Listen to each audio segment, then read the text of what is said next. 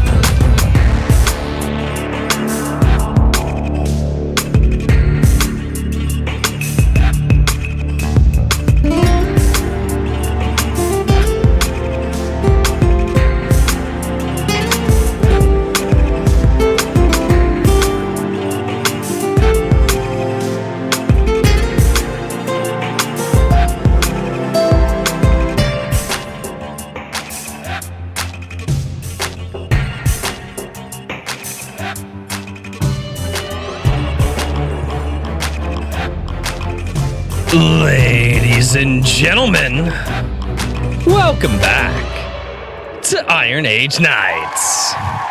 What's going on, everybody?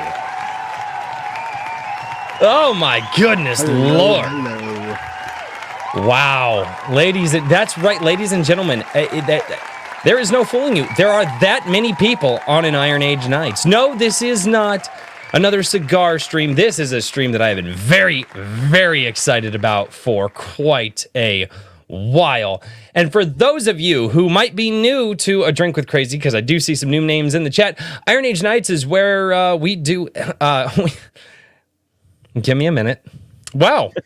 Wow, I haven't been nervous for a show in a long time. Wow, yeah, only the strongest for you guys.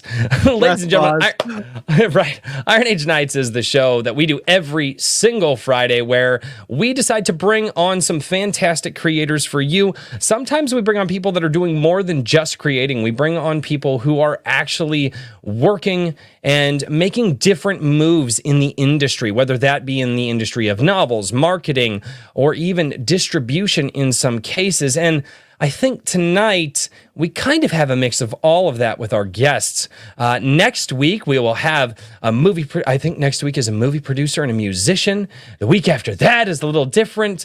And so we do like to promote so many different people out there. But the biggest thing of all of this is, one, to bring to you fantastic new creators, and two, hopefully you guys take something from this interview that you guys can use in your creations.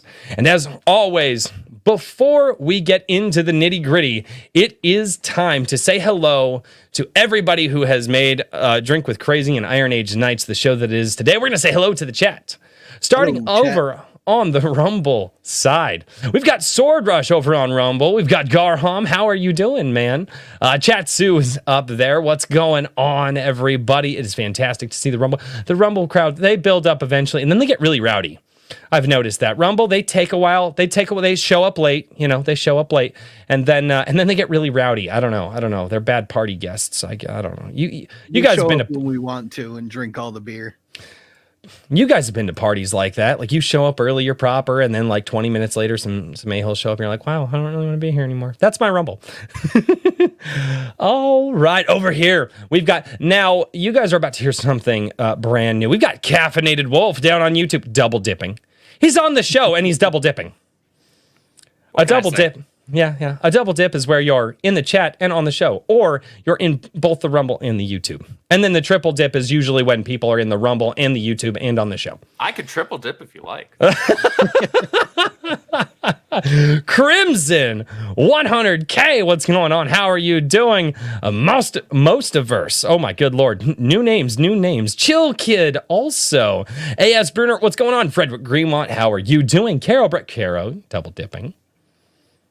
Do I say that correctly? Is it Caro? Do I say it correctly? No. Yes. Okay.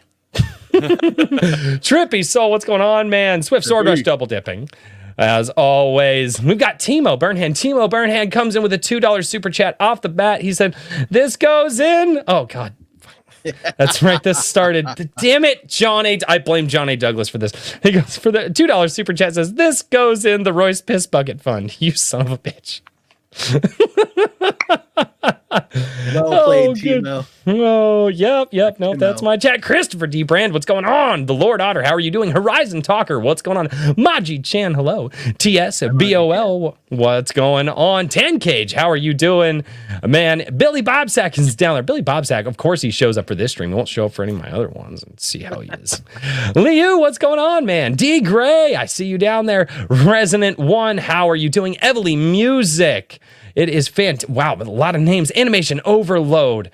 I think I said hello to Evan. Drunk 3PO. What's going on, man? Oh, Drunk, I'm sorry. I should have said hello to Anthony Rondinelli before you. Drunk 3PO comes in with a $5 super chat. Thank you so much. He says, hail Rippaverse. Man, that's so cool that Jay pops in once in a while. God, what an honor.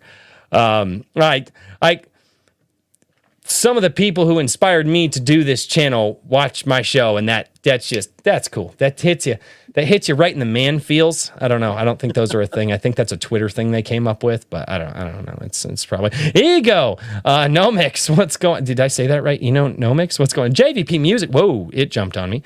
JVP Music drops a $20 super chat. And he says, I'm getting in early. I wanted to remind everyone that isom number 1 spawned the Iron Age video by Razorfist. A year later, there are countless news stories in existence today because of what the Rippaverse team has done, and he is not wrong. He is absolutely right, and I am sitting down with the team that helped bring that to fruition. TSBOL comes in with a Canadian $5. See, when he says sorry and I tell him to stop being Canadian, he actually can't stop being Canadian. I'm sorry, TSBOL. Hail the Iron Age and hail Rippaverse. Thanks for joining us. No, dude, I'm so excited for it tonight. Iron Age Media, double tipping. Megatonic Audio, how are you doing? Oh my goodness, Lord, and everybody. Igor, what's going on, man? Igor down in the chat. Kaylee Mathis, I checked out your album. Your album sounds fantastic. I love it. I absolutely love your album. Ram comes in with a member chat, says the panel needs more diversity. I mean, I don't know. Yeah, I can't help with that. I'm not gonna lie to you guys. This is probably the most diversity we've ever had on the panel. I'm just gonna be real with you. Oh, Maji Chan for $10. Thank you so much for taking the time to come hang with us. I hope the Wig of Destiny doesn't overwhelm your first time here. Yeah, you guys are gonna get lore dumped. Wrangler comes in and drops a super chat for $4.20. And just leaves. That's all he does.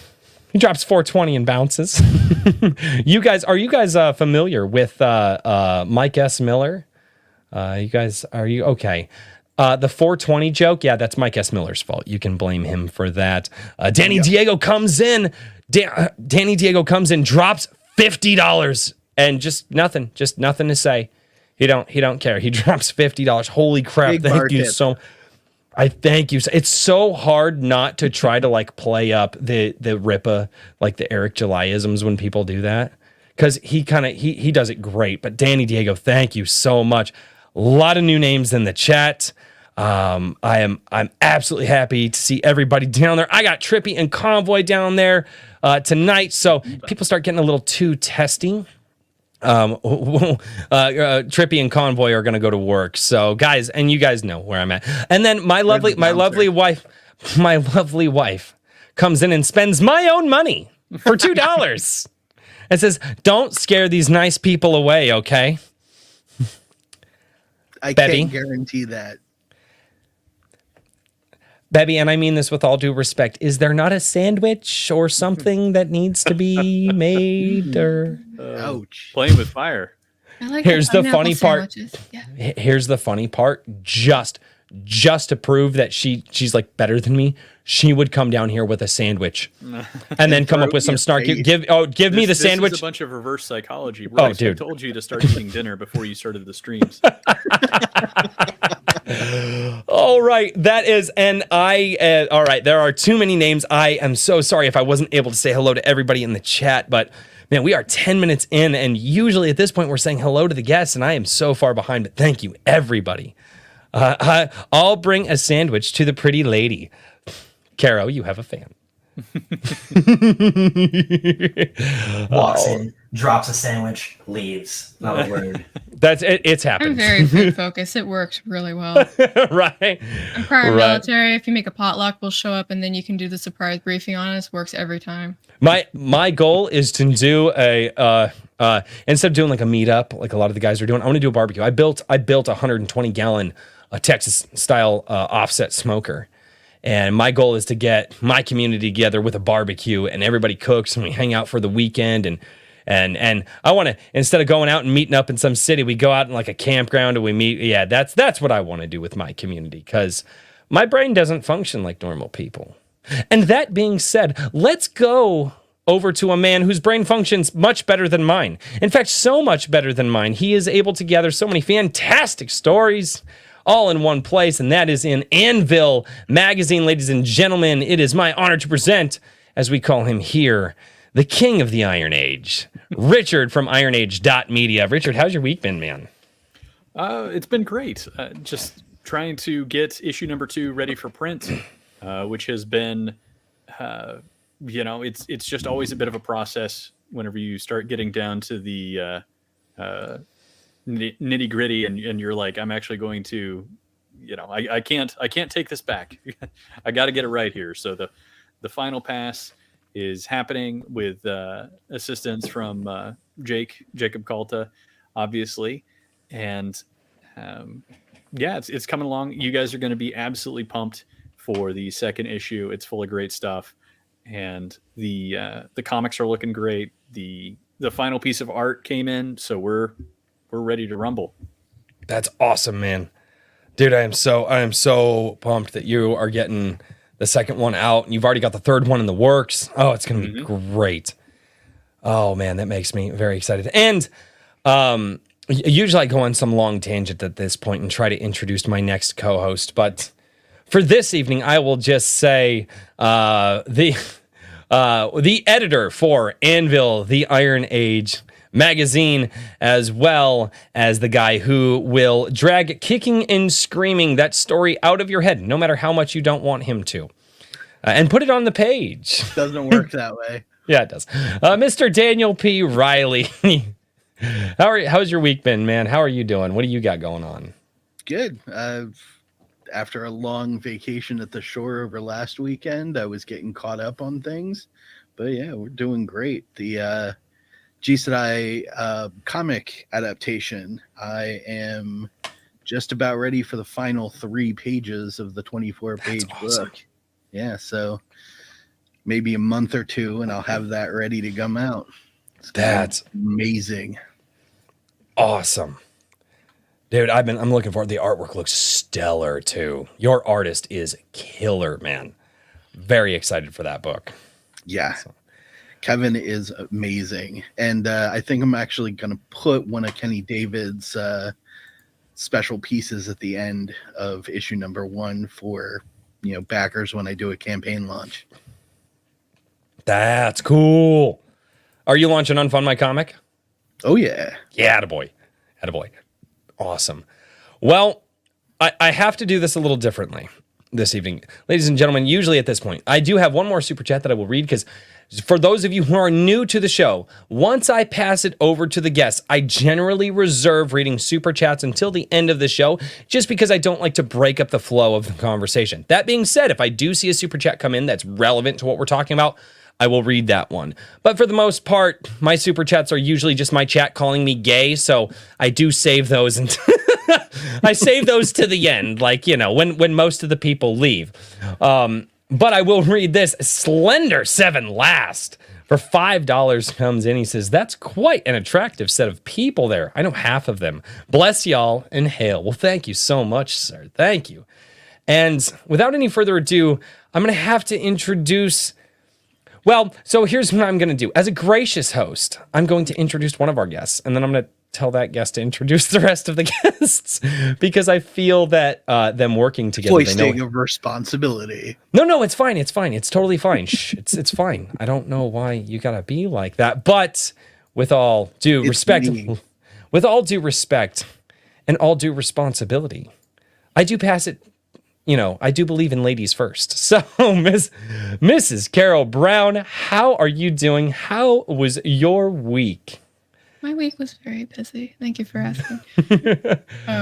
So for those of you who don't know, I'm the executive assistant over at Rippaverse. I'm also the professional cat herder, which means that I try to keep everything going in a certain straightish line. You're not at work. Yeah, you're not allowed to talk to my wife. My wife also herds cats. Oh, but they're we're actual gonna cats. trade recipes. I don't know if you're paying attention to chat. We're already best friends. Damn it. Yes. But my week was actually really good. I don't know if you guys are aware, but we sent out the last of the pre-orders out today. So that was a big victory for us. And the team worked super hard to do that. And I showed up and I helped to fulfill orders and fold boxes and have meetings and try and hire more people. So I'm very tired right now.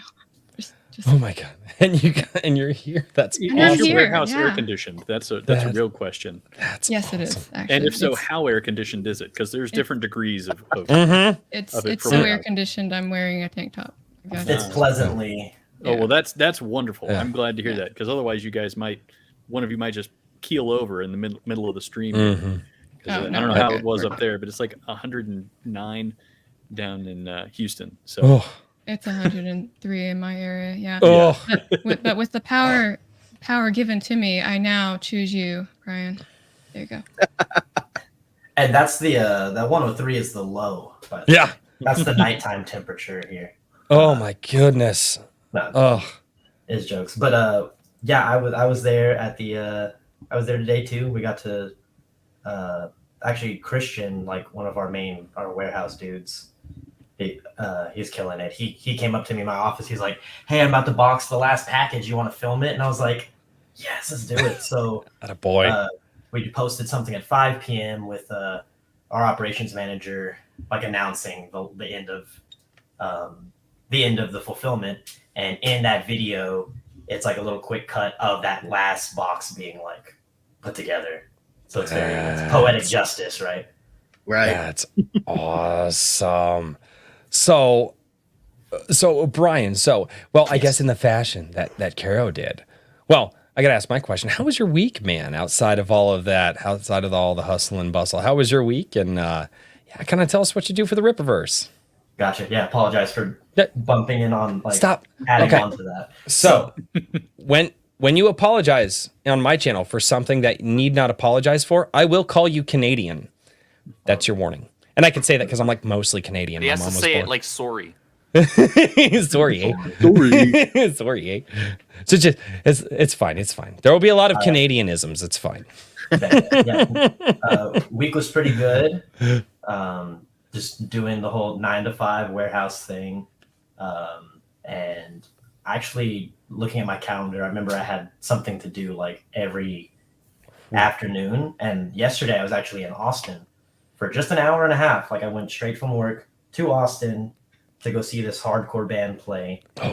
And I filmed their set. They're good friends of mine. The vocalist is it's a female and she like dresses like a Barbie. So it's like a cool dynamic. Was there for an hour, came straight back. What's the name of the band? They're called Slow Pulse, Texas. Okay. That might be something that my wife might be into. If she gets down, does she growl or is she more of a scream? No, she's a growl. Okay, that might be something my wife would be interested in. So. Oh, bet yeah, Slow Pulse. They're tight. Awesome. And yeah, just pretty average week, I guess. And then the exciting bit of today, the campaign ending and on prepping for what's next. That's got to be a big relief. That's got to be a big relief. And now it's just all the other orders that you got after the campaign. Post campaign orders, yes. It's like campaign over. What's next? More. Okay. Yeah. Oh, well, that doesn't feel a whole lot different now, does it? All right. Well, Brian, I will let you pass it off to whoever you want to, man. All right, we'll go ahead and is this Andrew? Wrong direction. There we go. I have not transitioned to look like Nero. There we go. Yeah, there we go. Oh, I have it mirrored on mine. It's 2023. Don't tell the internet what you have or have not done. They will tell you. That's what I've learned. I love Andrew no matter what. There you go. And who he is. I appreciate you. Thank you. Love you too. There we go. Thanks Now, for that, Brian. I was like, what directions? Yes, Andrew. You're good. It's been a hell of a week, man. Obviously, like everybody else has mentioned so far, we wrapped up fulfillment, which is huge. We wrapped it up faster this time than we did in the first campaign, which is a big deal. We brought on new people. Caro was instrumental in that. Caro undersold how much she does around here because anything short of everything would be underselling what she does around here. That's fine. Hide. Go ahead. I know where you work. I know how to get a hold of you. It's way too early to be that low in the screen. Right, we haven't started drinking yet. Nobody drinks like I do on the show, I assume. You'll notice we measure how drunk he is by hands that you can put above his head on the chair. That's you'll is see. that hands like this or is that hands like no, this? No hands. Like it's hands like this. Yeah. By about the second, there was one night he was almost vertical with the chair. Well, damn. Yeah. I always said eventually it would just be my hand going like this on the screen. I think that would definitely speak to being plastered. Well, it's a drink with crazies, so hey, I've got my bougie ass drink right here. As bougie as like a Red Blend can be. But I'm the creative and social media manager for Rippaverse, and I get to have my hands in a lot of things. I get to be surrounded by people that are infinitely more talented than me, which is the coolest part. I get to work with, talented video editors like Brian every day. I get to work with, Mr. Weathers, who I've yet to find something that I can throw at him that he can't do, which is whatever. That's fine. Just be good at everything. Whatever. Screw you too. It's pretty cool though. I actually feel the same way. Like I'm surrounded by talent and I'm like, oh, I'm that guy. Yeah, I like to be surrounded by people that are smarter than me and better than me when it comes to like talents. Mm-hmm. And I managed to do that over at the Rippaverse because that would be just about everybody. But yeah, man, it's been a hell of a week. Good, man. We're making a lot of moves. I'm stoked for Alpha Core. Y'all aren't ready for Alpha Core. All right. Like, so you think you're ready because Chuck Dixon. You're not ready for Alpha Core. I'm going to commit a heresy, and I have said this on my channel before. And somebody sent me it was a super chatter. It was a super chatter regular chat on my Sunday coffee one time because I was talking about this. They're like, dude, you're gonna get Alpha Core and Yaira, and I'm like, honestly, I'm not thinking about it because they just haven't struck a chord with me. And somebody sent in a chat, and they go, but dude, as a guy who covers this stuff, he's like, you should get them and give that to your audience because we'd be interested in hearing your thoughts. And I was like, oh, screw you. Pressure's on, bucko. And I'm not saying that they wouldn't be good. I'm waiting for Norfrica. I saw Norfrica. I know we'll get there, but I was going to save my money for that. And now I'm going to have, dude, here's the thing. When I look at my wife, I'm like, hey, baby, can I get this? Do you guys have any idea the crap I have to do? I've had to build chicken coops. I have to build dog kennels. I have to till garden. Man knows what I'm talking about. You do what you gotta. Chuck Dixon's writing Alpha Core and the Saska sisters are writing Yaira. I don't care what you gotta Dude, build. I'm gonna have to build a garden shed from scratch. And? Yeah, you're right. And he'll enjoy it, hopefully. You're a man. That's what you're built for. I know, but I don't wanna. My wife is staring at me right now. As a good wife should.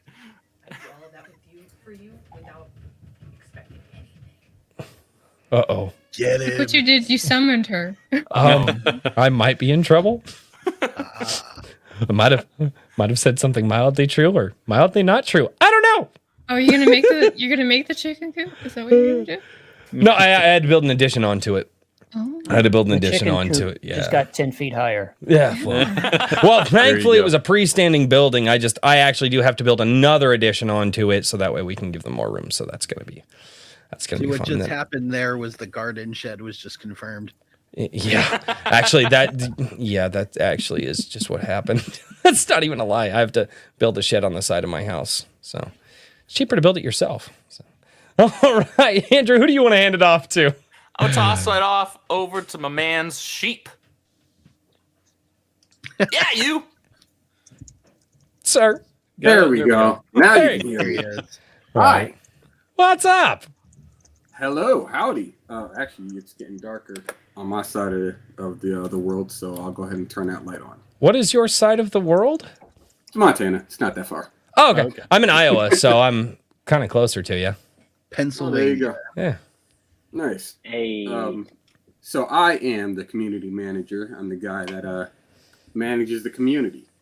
But I'm the guy that pretty much runs the Gilded. I oversee ericdjuly.com, and I'm also the kind of go-between guy whenever people have questions or something like that. They just like lob them my way, and I either answer them or I go, "Hey guys, do you happen to know the answer to this question?" So I'm kind of like the community cheat sheet in a way. It's fun. I love this gig. It's the best gig I've had in my 33 years of life. So There you go. I can't be too upset about it. But it's been a week, that's for sure. I've been helping my girlfriend and her mother build her mother's office up. So a desk from scratch, an office from like a closet from scratch and whatnot. So you said some things you shouldn't have too. I don't know how to not. Dude, as soon as I was like, man, I got to build all this, his eyes lit up and I was like, oh, Bro, I didn't. Look, as soon as they figured out that I know how to pick up a wheelbarrow, they were like, all right, it's time to put this guy to the real test. It's like, oh, okay, sure. I love that thing. It's like, hey, I love that thing where they're like, and here's the biggest thing they can do too. Do you know how to do this? If you answer no, the answer, well, I'll just get somebody who knows how. No. Like, you know what I'm saying, right? Right. I know exactly what you're saying. Yeah. I've been that phrase has been lobbed at me as a joke with her. I'm good. Here's the bad part. You wake up at 5 o'clock in the morning and by 8 o'clock you're halfway through it. Mm-hmm. I've gotten to the point where where's my other work uniform? Uh-oh. My other work uniform. These alone. Uh-huh. Yep. I'm like, all right, I got a laundry list of work that I need to get done. I'll go mow the lawn, go pull some weeds, go scoop some dog poop because there's 6 dogs here. I got 4. Yeah, no, so you know. And then we also have a garden in the back, so I'm working with that as well. And it's fun. Is that do you need help? I don't know what that code is. Yeah. Do you need Yes, that's is that I'm panicking. Hopefully she's not watching. Hopefully. Yeah, if she's watching, she knows I joke a lot. You call them jokes too. I think as men, we just tend to all call them jokes. Yeah. No. Maybe it was a joke. then I the wasn't joke's being on serious. us. I wasn't being serious. No. And that's okay. how the garden shed incident That's occurs. That's how it occurred. Yep. That's how that occurs. Well, the lady messed up when she told me that they have a power washer. Uh-oh. Everything is about. I'm about to clean the entire city. Yeah, hopefully you got a good one, dude. I got a cheap one.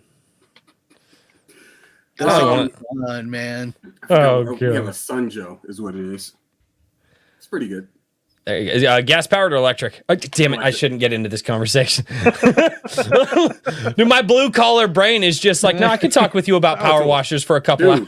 Listen, I'll talk all kinds of like I'd be like, yeah, let's talk about how to build pallets. Let's talk about how to build sheds. Let's talk about how to how garden. I just bought some new garden stuff like not too long ago. Got like a trowel and like. All right, I'm not gonna hijack your show. Dude, I welded my own barbecue pit together. Nice. Based. Cleaning out the garage right now. There you gonna go. get a forge put in there.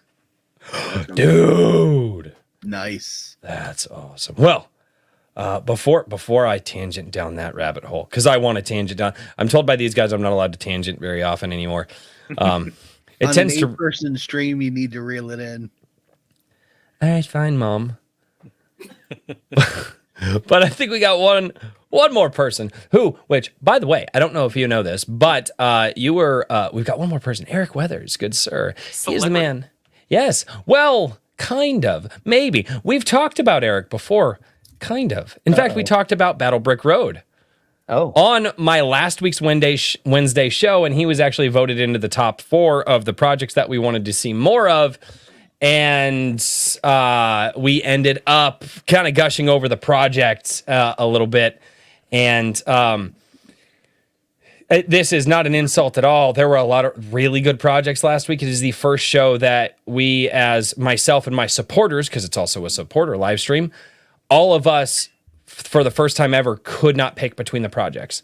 And at the end of the show, I basically told everybody out there, I'm like, guys, we are entering the time period where indie and smaller projects, they're getting good, and it's time to step it up.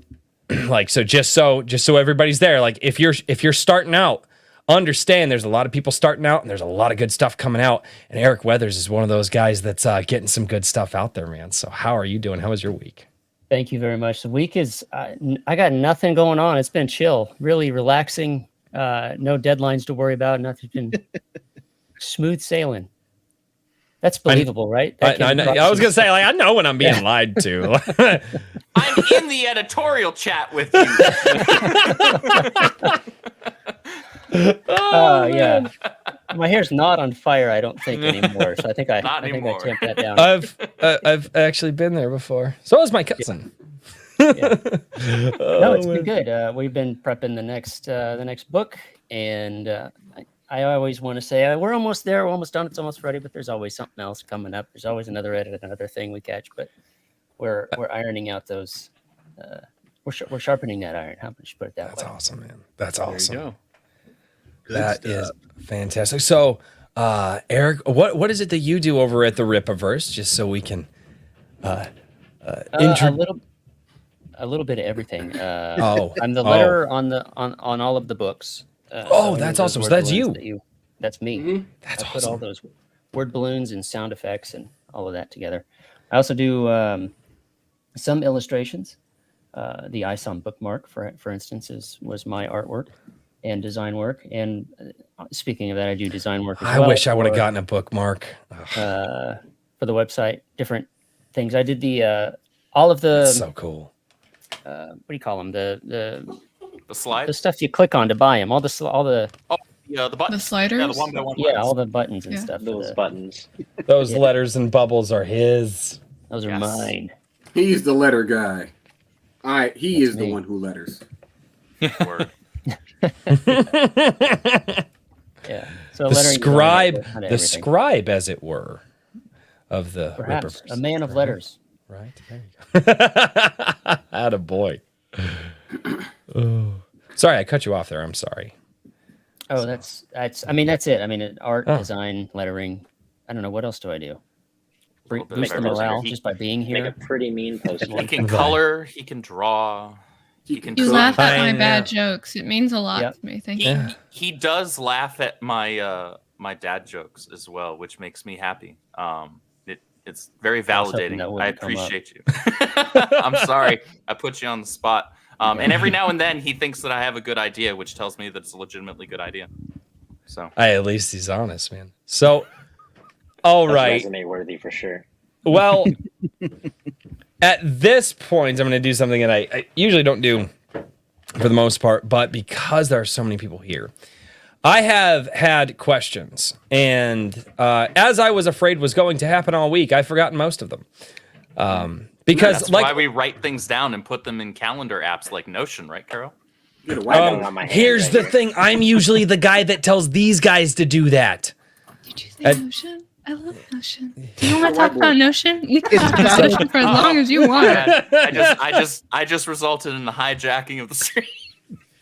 No, the earliest we've ever gone off, like completely off the rails, was 15 minutes.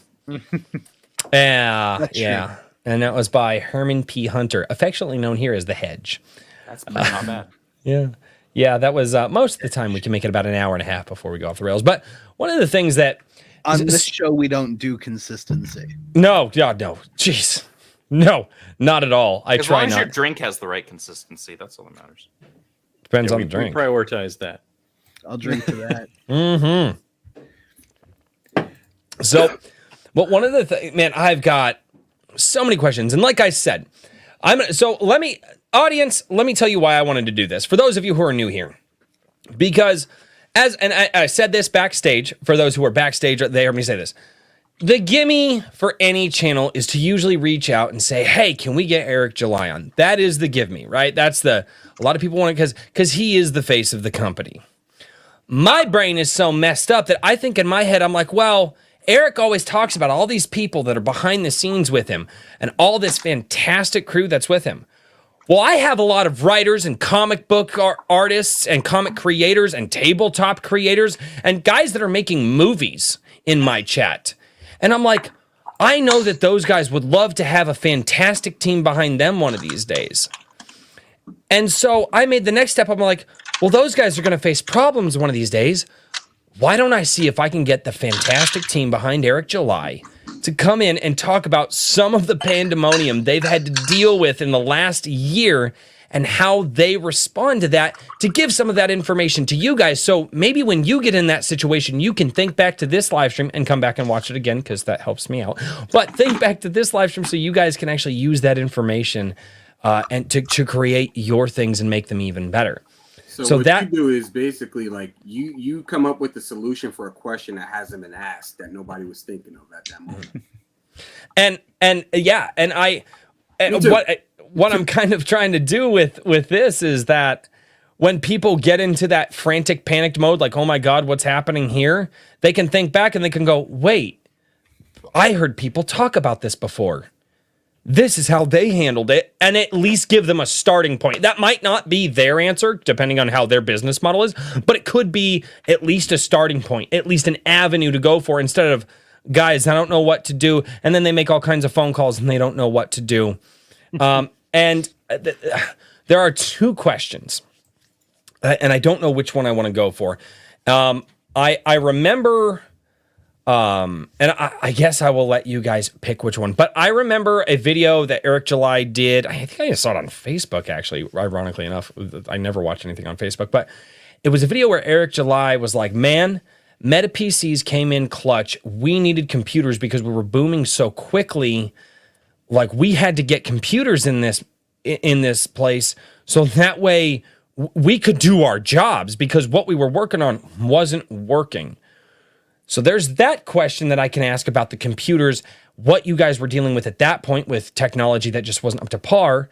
And the other question that I have is, who gets the first phone call when the website goes down? And here's the thing. My wife is so amazing that we got our order in for isom 2 before all of that happened. And I know that Eric stress tests the website. I know that he's paid the money to do that. All right, Caro, I guess you got pointed to. So you can answer the computer question, talking about working on hardware that wasn't quite up to par, or you can answer, when the website crashes, what are you guys dealing with? What are your steps at that point that you're doing? And as a team, you guys, what are the control things that you guys can do? Because obviously there's something out of your control, and it's called a fucking website being down.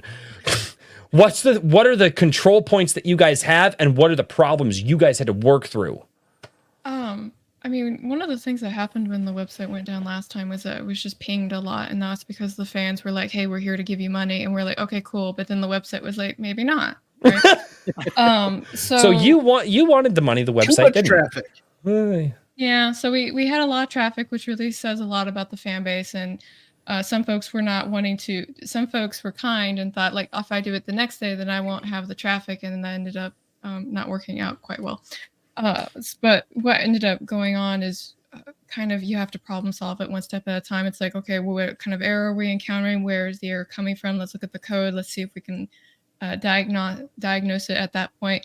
And a lot of it gets handled by the web team. We do have a web team that works on the website. But I remember on that particular day, Kara and I did not go home until, I say home, we were in an Airbnb.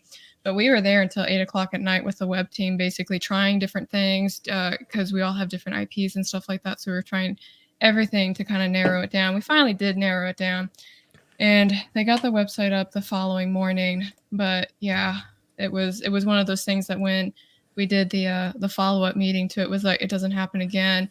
And we've actually been in the works of upgrading the website and doing way more stress testing to make sure that that does not occur again, because in my honest opinion, I feel like Alpha Core is going to really kick the door in, and I would like to be ready for that. So, but yes, I am. I am one of the.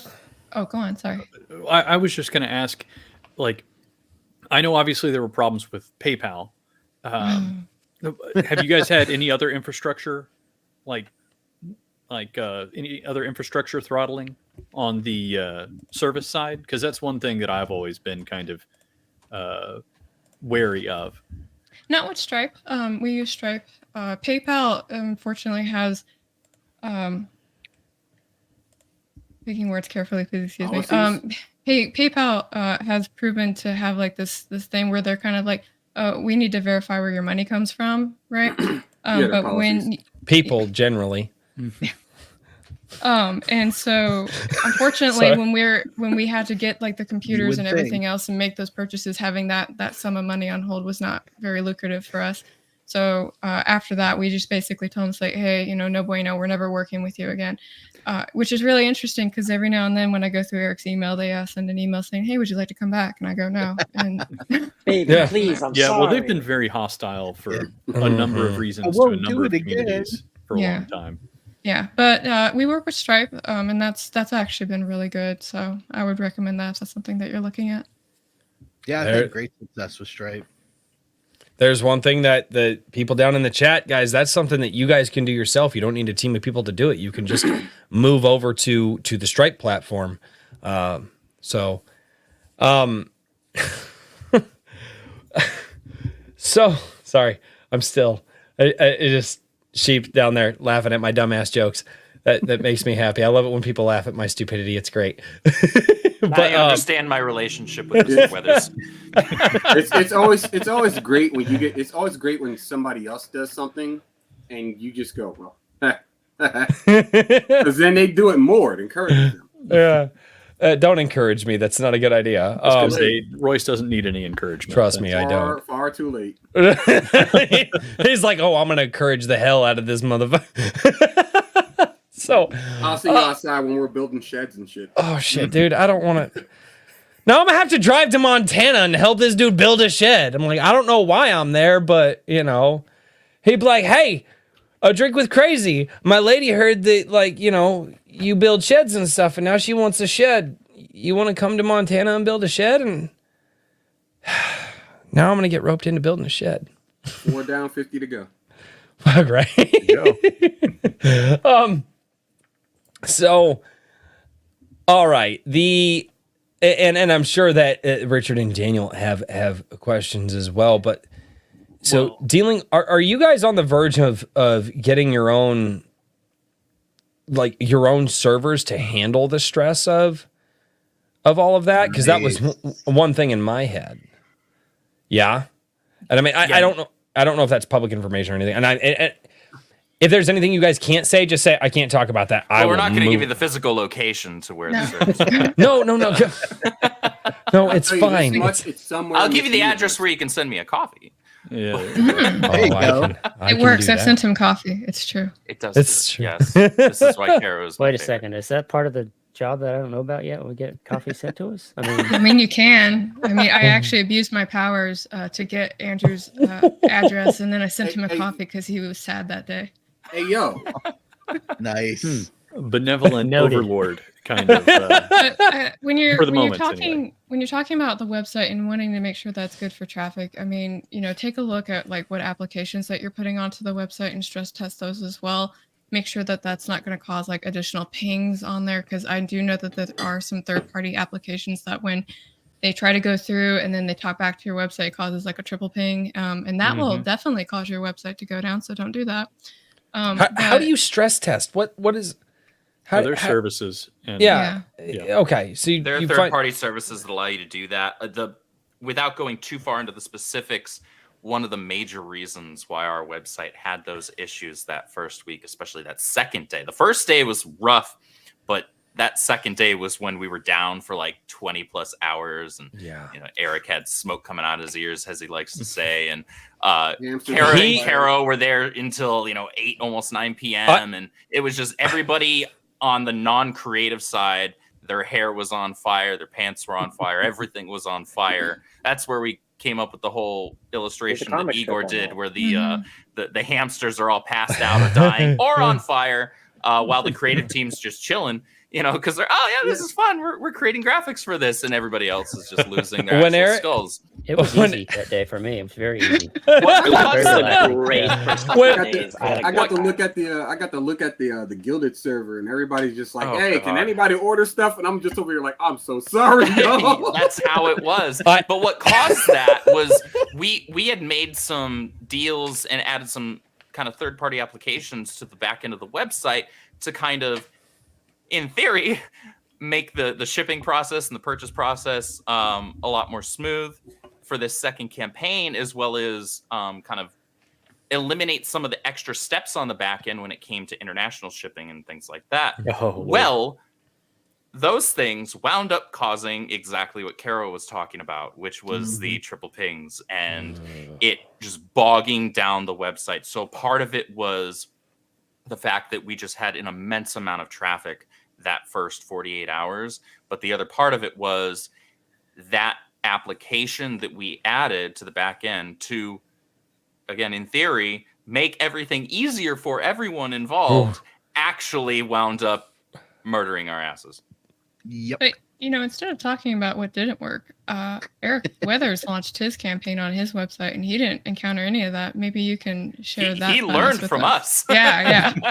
He's like, okay, don't do that. I looked at all those landmines and stepped right around them. Well, I believe the response to that that was real good. As you guys introduced him, Eric Weathers, and this is your introduction, he is the man who does everything. So maybe you should have just held off for a little bit and let Eric do it first and then learn from him. I don't know why you Next time. It's fine. Well, let's learn from his example from this point forward. So, no, and I mean, you guys could absolutely, for everybody in the chat, you guys could learn from Eric Weathers, or you can go right here to Battlebrick Road. That's right. I've had it pulled up. Oh, hey, look at that. Yeah, look at that. Look at that. Dude, the artwork is so cool. When I realized what this was, that it was a take on The Wizard of Oz, I lost my shit. There's some beautiful covers there too, but Eric is doing something that I have never seen done in this online indie sphere. And I've been here since like Comicsgate's inception, with like your boy Zach launching his first book and the first Cyberfrog and the first Graveyard Shift and all of that. I've never seen anybody do what Eric's doing with that special cover for the website. Eric, what are you doing? I'm just making history. That's all. There you go. Wow. There you go. Okay, fine. Yeah. I'm out. Yeah. We're going to call him, you are now the founding before. father of the Iron Age. That's what I'm going to call you. The special edition cover we have on this website exclusive cover, every version of it that rolls off the printing press will be unique. So whatever cover you get, if you get one, if you get 100, anywhere in between, every version of that will be unique from every other version of it. We have a printing technique that does collage, mosaic sort of stuff, usually used on like food labels. Like Nutella had a big thing where they did 7 million different things off of like 6 designs. And I said, you know what? That needs to go on a comic book thing. So that one with the white background with all the characters sort of floating there. So every version of that will be different from every other one. So the characters will be in different spots, different rotation sizes. Same with the yellow bricks on the yellow actual collector's editions. Yeah, I mean, you're gonna. That's the one you're gonna get is the only one that's exactly like that. So when he says making history, he's being serious because one of a kind, physical NFTs. Yeah. Like the actual non-fungible thing. Right. People are like, you'll never be able to have this on the internet. I'm like, you ever heard of a screenshot? Like, you'll never have that. You paid like $20,000 for something everybody just saved. I know, right? I just hit Control-C, Control-V. I got it. The copy pasta wins. Yeah. Dude, seriously, this project looked unbelievably fantastic. Like I said, we covered it on my Comic Shop Wednesday, which I guess I've said it a couple times. For the new people here, I call it Twix now because Twitter plus X equals Twix, and I need somebody to make that meme of the candy bar in the X logo. Oh, I need to see that. But anyway, so over on Twix, I make a post every single Wednesday, and I basically tell all of the creators, hey, drop your links. And instead of just leaving it there and having it turn into a circle jerk of creators all trying to have them look at each other's stuff, I actually take all that to a live stream. And then I bring my supporters on, and we'll read through everybody's, as I call them, shills. And then we vote on a top 4, because usually it's myself plus 3 of my supporters. And your book, like, I was very excited for. I actually think, God, I cannot remember who actually voted for it. It was either me or it was somebody else, obviously. But your book actually ended up in the top 4. And there were some absolutely fantastic. What the hell are you? Oh, that's a cat. It looked like you were holding something up. Dude, you've got ass in your face. Like, that's what cats do. I have cats too. I have cats too. I understand this feeling. That look on his face, I've had that look. That's why my doors stay closed. Yep. But no, man, like I said, this when I found out that you were doing a twist on The Wizard of Oz and how you were doing it, I was like, this is nuts. This is nuts. And then again, we couldn't I still have all the stuff pulled up. I won't pull up all of them. But you were part of the projects where we told everybody is like, guys, if you're in this now, it's time to step up. If you're in this and you're in it to win it and you're in it to make your mark and plant your flag, you better be here. You better be here. Like, I'm not doing a comic or a book or anything like that because I couldn't do it. That's not my gift. I've got the gift of gab. I can talk all day long, and well, let's face it, there's not enough fan channels out there for stuff like this.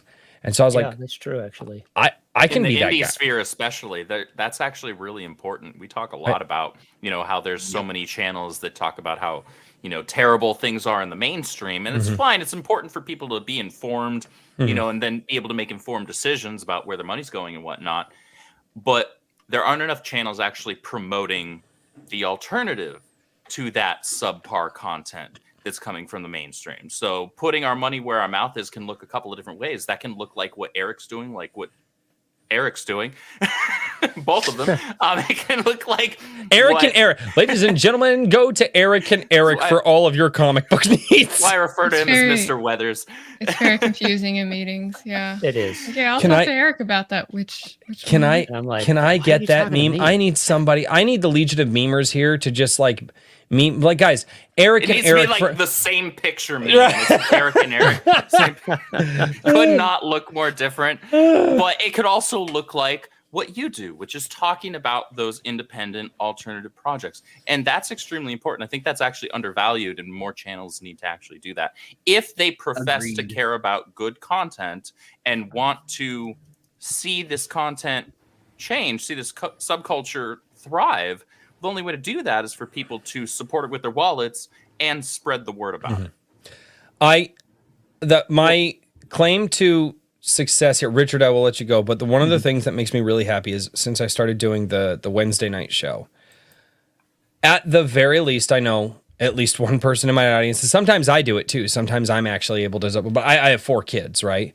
The way that I say it, I've got, I've got like 6 cats, 4 dogs, 4 kids, and a wife. So my money gets a little wrapped up in other things. In a pear tree. But I can say this, at the very least, at least one of the creators that I talk about on my Wednesday night show, somebody in my chat goes and purchases their book. So and I know this because people will tell me, they say, I just picked it up. And so at the very least, I know that one creator at least makes one sale based off of what I can do. And that's with me being teeny tiny the way that this channel is now. My goal is to grow this thing as big as I can and then that scales. Mm-hmm. And then word of mouth spreads through that. And and then other people can say, we checked out this project. We really liked it. And like I said, I've got the gift. I was like, well, if nobody else is going to be the fan for these guys, I'll do it. Because I've got enthusiasm for days and I don't have to fake it. I mean, I'm not going to tell you I like something I don't. And God has blessed me with the ability to be surrounded by unbelievable talent every single week. It's ridiculous. So, Richard, go on. Sorry, man, I cut you off there. You're Can't hear you, bud. Richard. Well, it helps if I unmute first of all. Well, yeah, you should do that. Yeah. Yeah, I was actually cursing you at the beginning, so that's why I muted. Well done. No, that's the first time he's muted to curse me. Thank you. Yeah, I appreciate it. I was lying about that. Okay.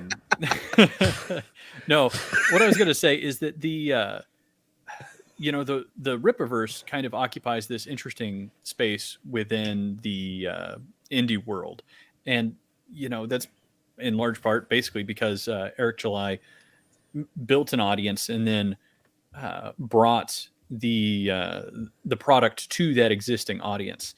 And a lot of the things that indies struggle with is getting their audience to begin with. Obviously, well, not obviously, because it is a continuously misstated point that it was a crowdfunder, but it was actually a pre-order that isom did. But the operative word in crowdfunding or anything like that is crowd. How do you see other indies in this space? Do they have to build themselves a crowd, or do you think that there's kind of an emerging market? I mean, like, what are your thoughts as the folks who are kind of in the nexus of a fairly large entity within the indie space? What's your advice? What's your perception? I'll go first. I'm just cutting everybody off. Don't mind me. She's doing that because she knows I'm long-winded. No, I was gonna do it because on top of working for Eric, I'm actually self-published. I'm self-published, right? Mm-hmm. And I can tell you that I don't have like a great amount of success. Like I'm not even making the baseline to pay for the cost of the production of the book, right?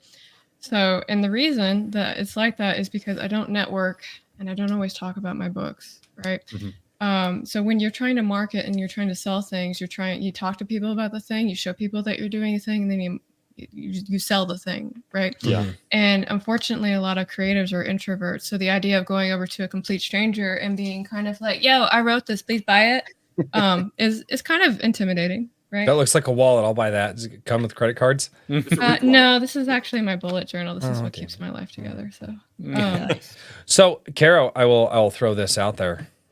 You have an open invitation to Iron Age Nights anytime that you want. Oh, thank you. I'll talk to you about that later. I'll stay on topic for now.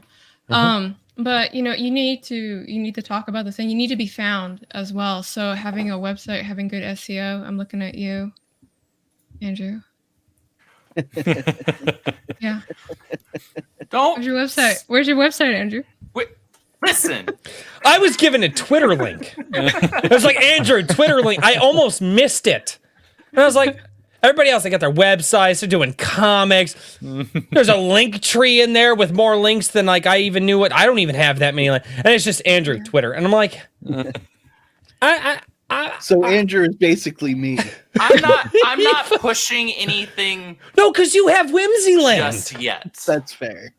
You're preparing. You're lying in wait. You're preparing to pounce. I'll just say that I'm not pushing you're anything prepping. just okay, yet. I accept this answer. as office mom, I have to nag you at least always once every 6 months prepping, about your always non-existent prepping, website. never doing. I will be better, Mom. I promise. Thank you. But yeah, so have a website, talk about the thing, do the thing, and do it where you're comfortable at. So like I do that on YouTube.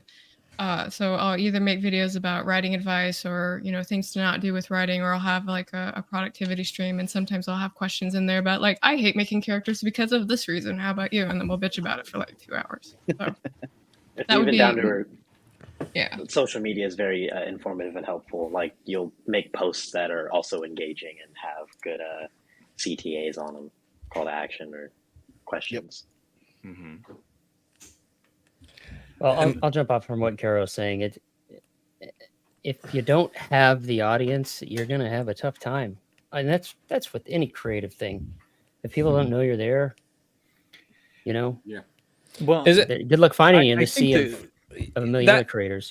Yeah, I think the question also would be, what's the, what's the differentiation between, like you're building an audience on one thing and then you try to build a product as another thing. Like obviously there was not a one-to-one crossover between Clinkies. everything that Eric had done before. But Clowns. he was able to bring enough overlap. And I think some of that's just a matter of, marketing, being able to have like that word of mouth thing where you get enough talk going on. Is there, so I guess what I'm getting at is that you don't see the paradigm of, you've got to be your own best marketer, your own best advocate changing anytime. You don't see any kind of a, No. Well, no. forward. Yeah, I was going to say, think that's kind of how I feel. I'm just No, and the reason for that is that's- because people have gotten to this point, especially in this sphere, where the people that are in control of the properties that we all grew up on, they've kind of shown us their ass, and they've shown us how they really feel about us, right? I mean, not so many uncertain terms. And so people are a lot more, again, at least in this sphere, that are cognizant of everything that's going on. They're a lot more picky and a lot more selective with where they're willing to put their dollar. And they want to know that the dollar is going to someone that doesn't hate their guts for whatever the reason may be. And so I have said that exact same thing on this show. And it's important. It's extremely important. And to know that you're giving your dollar to somebody that actually appreciates you, that, actually is a fan of this stuff, not somebody that's just talking out of their ass or blowing smoke up yours, somebody who is a fan. And that's how Eric was able to market the Rippaverse so well, was people knew that he was a comic book fan. He has the credentials. He talked about comic books on his YouTube for years, long before he ever even uttered the word Rippaverse for the first time. I remember being there on that stream the first time he did. I remember where I was when he announced it. I was listening to him. Yep. I'm talking even before the official announcement of it. I'm talking like years ago when he was just kind of like, I wonder if I did this. And that was a big deal. I remember when he said, not the Rippaverse announcement, I mean the live stream where he was like, I'm thinking I'm going to do this, guys. And I remember he even sat up and he was just like, I'm going to do this. Yep. And he said that because he was like, I wanted my fans to hold my feet to the fire because I said it to them so they would hold my feet to the fire. I was there. I remember when he said that. And then when he made the announcement, and then I was like, oh crap. And he was like, yeah, remember how I said this thing? Well, I'm doing it. And I was like, no shit. Yeah. And what's important is that he built that rapport. Eric's had this rapport built with his audience for the longest time. Eric, he'll have some videos that truly pop off and others that'll just do fine, right? But that's because he doesn't chase the algorithm. He's not about that. He's about just, if he sees a topic that he's legitimately interested in, or that he feels he at least has something to offer on, he'll do it. And so people in his audience know that they can expect honesty from him, transparency from him. That's part of a brand at the Rippaverse. They can expect that legitimacy and him being genuine. And so he did that because he knows that his fans are going to hold him to that standard. That's the expectation that he laid down long ago, and he knows that his fans are going to hold him to that. And his fans know that he's a comic book guy, whether they came to his channel via the comic book content or not. That's how I came to his channel. And then I stuck around for all the other stuff, the political commentary, music, video games, and all that other stuff. I was like, oh, cool. The dude's like, he's got his fingers in all this stuff that I like, right? The funny thing is like the thing that put me in this sphere. A Drink with Crazy got started back in the 2018 midterm, started completely differently than it was. It was the Thursday after he launched, which was July 14th. The Thursday after he launched, I remember that because I was at work and I could only catch a little bit of his live stream. He was doing it like noon, and he's closing in like $2 million at this point. It's not, or maybe he'd made, I don't know. And I see this, I see this look that Eric gets, and he said something to the effect of, man, I'm busier than I've ever been in my life. So, and I to put this into context, it wasn't that he made his own comic book. It wasn't that he was successful with all the money. It wasn't that he was able to gather a good crew of people. This is what inspired me to kind of get into this. He looks and he goes, man, I'm busier than I ever have been. And he kind of looks down for a second like he's tired. He could go take a nap. He could just take 5 minutes. And he literally looks up and he shook it off. He goes, but I can't. I got to keep working. And when I saw that, when I was a younger man and I was a musician, I had that. I didn't have that. I didn't take 5 minutes. I didn't. Now I have to because I'm old. But I didn't take 5 minutes. I didn't. And I saw that. And when he shook it off, I was like, wait, I know that feeling. I am intimately aware of that feeling. What the hell have I been doing for so many years? And I got home and you can see it. We roasted that video at the 1 year anniversary of it. Happened to be in Iron Age Nights. I came home and I talked about Eric July and the Rippaverse and what he was doing. The video was called What's the Point? I tend to title my videos in a way that kind of piss people off because I'm a little bit ambiguous with them. But that was, Eric had that one look, that shaking it off, not taking that 5 minutes, not giving into the tired, not giving into what I tell people is the lazy. Because for me, the worst thing I can do is go sit on the couch for 5 minutes. Man. You know what I'm saying, dude? Yes, I'm one of those people. Like I'm working, I'm always moving around and stuff like that. The moment I sit down and I'm allowed the ability to think about anything aside from my focus, gone instantly. I don't like that personally, dude. You might like a guy. He's somebody that I actually personally look up to. Never met him, but his name is Richard Turner, and he's a blind card. Yeah, I know Richard Turner. My kids love watching him when he was on Penn and Teller's Fool Us. My kids, that guy is unreal. Richard Turner is fantastic. I love him. And the one thing that he said to me that kind of caught my attention, other than he's blind and doing magic tricks that are fooling like professional magicians, right? Was when he said the greatest disability humans can have is procrastination. And I was like, oof. Damn. Is that a personal attack or something? Well, so not only is he like a professional like card mechanic, because that's what he calls himself, he's also got a black belt in like karate, right? And he's blind. He lost his sight when he was 7, I think. Yeah, he got scarlet fever. Lost his sight, and I might know too much about him. Yeah, he's actually his touch is actually so sensitive he can actually feel the thickness in the playing cards.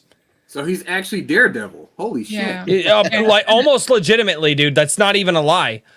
He got approached by the mafia and said, "What's your price?" And he was like, "I have to go." and in addition to that, he learned. You talk about the Daredevil thing, right? Richard Turner being blind, he worked with people because he's blind. So oftentimes when you talk to blind people, they're looking up at you because they don't, for obvious reasons, right? Because that's just where. So he actually learned how to hold his head and turn and look at the person based off of where the audio was coming from, so he could address them the way that we would with perfectly functioning eyes. And he is able to he could look you dead in the eyes being blind and still look in your direction and know where you are because he practiced that. So you talk about Daredevil, but legitimately the guy is Daredevil. Like it is he is Penn Jillette and Penn and Teller. They flat out said they're like, we're not as good as he is. They're like, we're not. Like, yes, we do the car. We can't do what he does. They flat out said that. They're like, we don't know how to do that thing. His level of comprehension and what he can do just doesn't. And he's like, we're not even gonna try. We're not gonna try to tell you how he did it. We're not gonna try to tell you what trick he used, no. That's how good this guy is. Richard Turner, for those of you out there, you want to talk about don't give in to the lazy, Richard Turner. Yeah, my favorite part when he was doing that trick was when Teller just started to giggle because he was just so delighted. Like, he was getting fooled and having such a good time with it. Yeah. That's how you know you're doing something right. You're instilling that magic in somebody. Oh, real quick, shout out to Saska sisters. They're in the chat. The Saska sisters are here. Are you kidding me? The Saska sisters are like amazing, not just in terms of talent, not just being wonderful ladies and individuals, but they are so enthusiastic. They're like the biggest cheerleaders for what we do with the Rippaverse. They're always blowing up the social medias, all of them. Their Facebook, Twitter, all of it with Rippaverse promotional stuff. I love them to death, and I love that they're here in the chat showing support as well. You ladies are the best. Thank you. You ladies are the absolute best. They're enthusiastic. They also have a cute puppy. Oh, I know. I'm not showing my wife. No. I'm like literally like because all the fantastic wives who are supporting people and all the fantastic ladies who are creating everything, and they all have the same personality that my wife does. So I'm just like, no, you're not allowed. No. And it's not because I don't want my wife to have friends. It's because I don't need any more cute things in the damn house. There's at least a few men on the panel. Dog, really? Right? No, dude, no. There's no stopping that. I'm aware. I've been with her for it'll be 13 years in, let's see, what is that? 12 days. In 12 days, my wife and I will have been together for 13 years. Together for 13 years, married for 10. Congratulations, man. That's awesome. Thank you. But yeah, Bless you both. No, I appreciate it. And that's why I know that she's not allowed to talk to people because they don't want more cute things.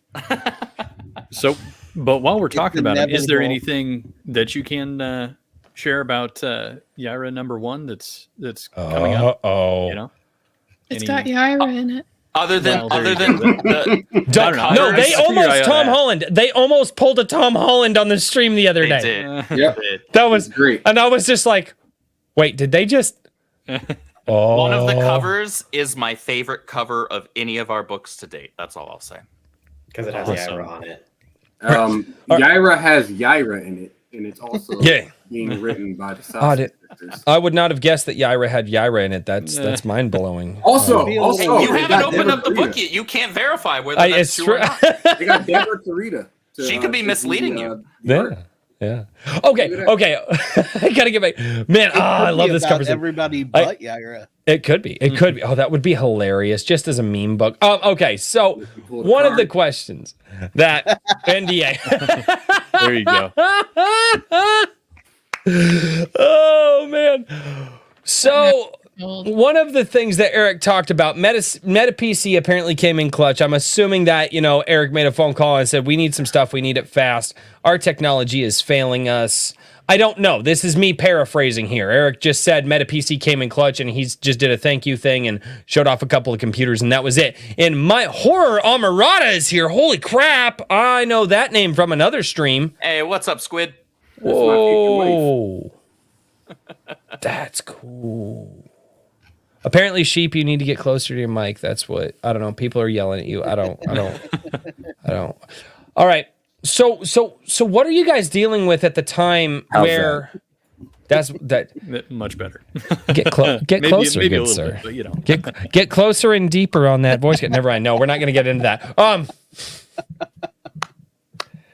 It's going to be the Rippaverse ASMR stream. Eric would be like, "What the fuck did you guys do?" Dude, that shit is the most annoying crap ever.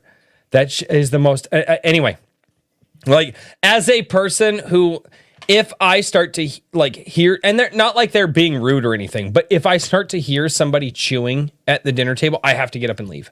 I can't. Anyway. All right. Getting away from that conversation.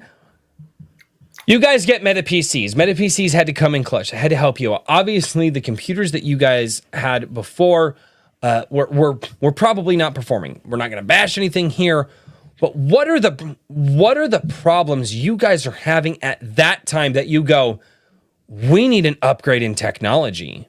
So this is Warehouse 1, right? Like yeah. This is Warehouse 1.0. Yeah. There, Brian. For that, weren't you, Here's Brian and Carol were both there. Here's the kicker.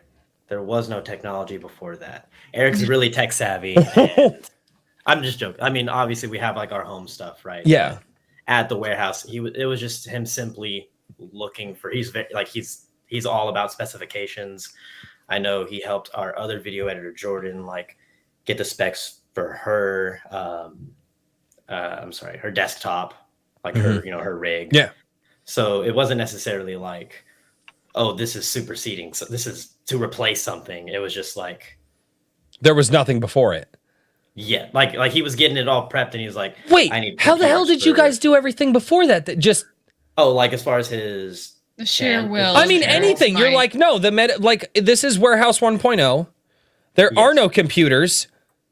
You guys worked on your home rigs, your phones, your tablets. Did you borrow one from a homeless guy? What did you do? As far as for this is my office on the go. The process was pretty much like I don't know if you know how orcs work in Warhammer. Like we just think about it and it just works out that way. Oh yeah, I'm down with that. I do that same thing.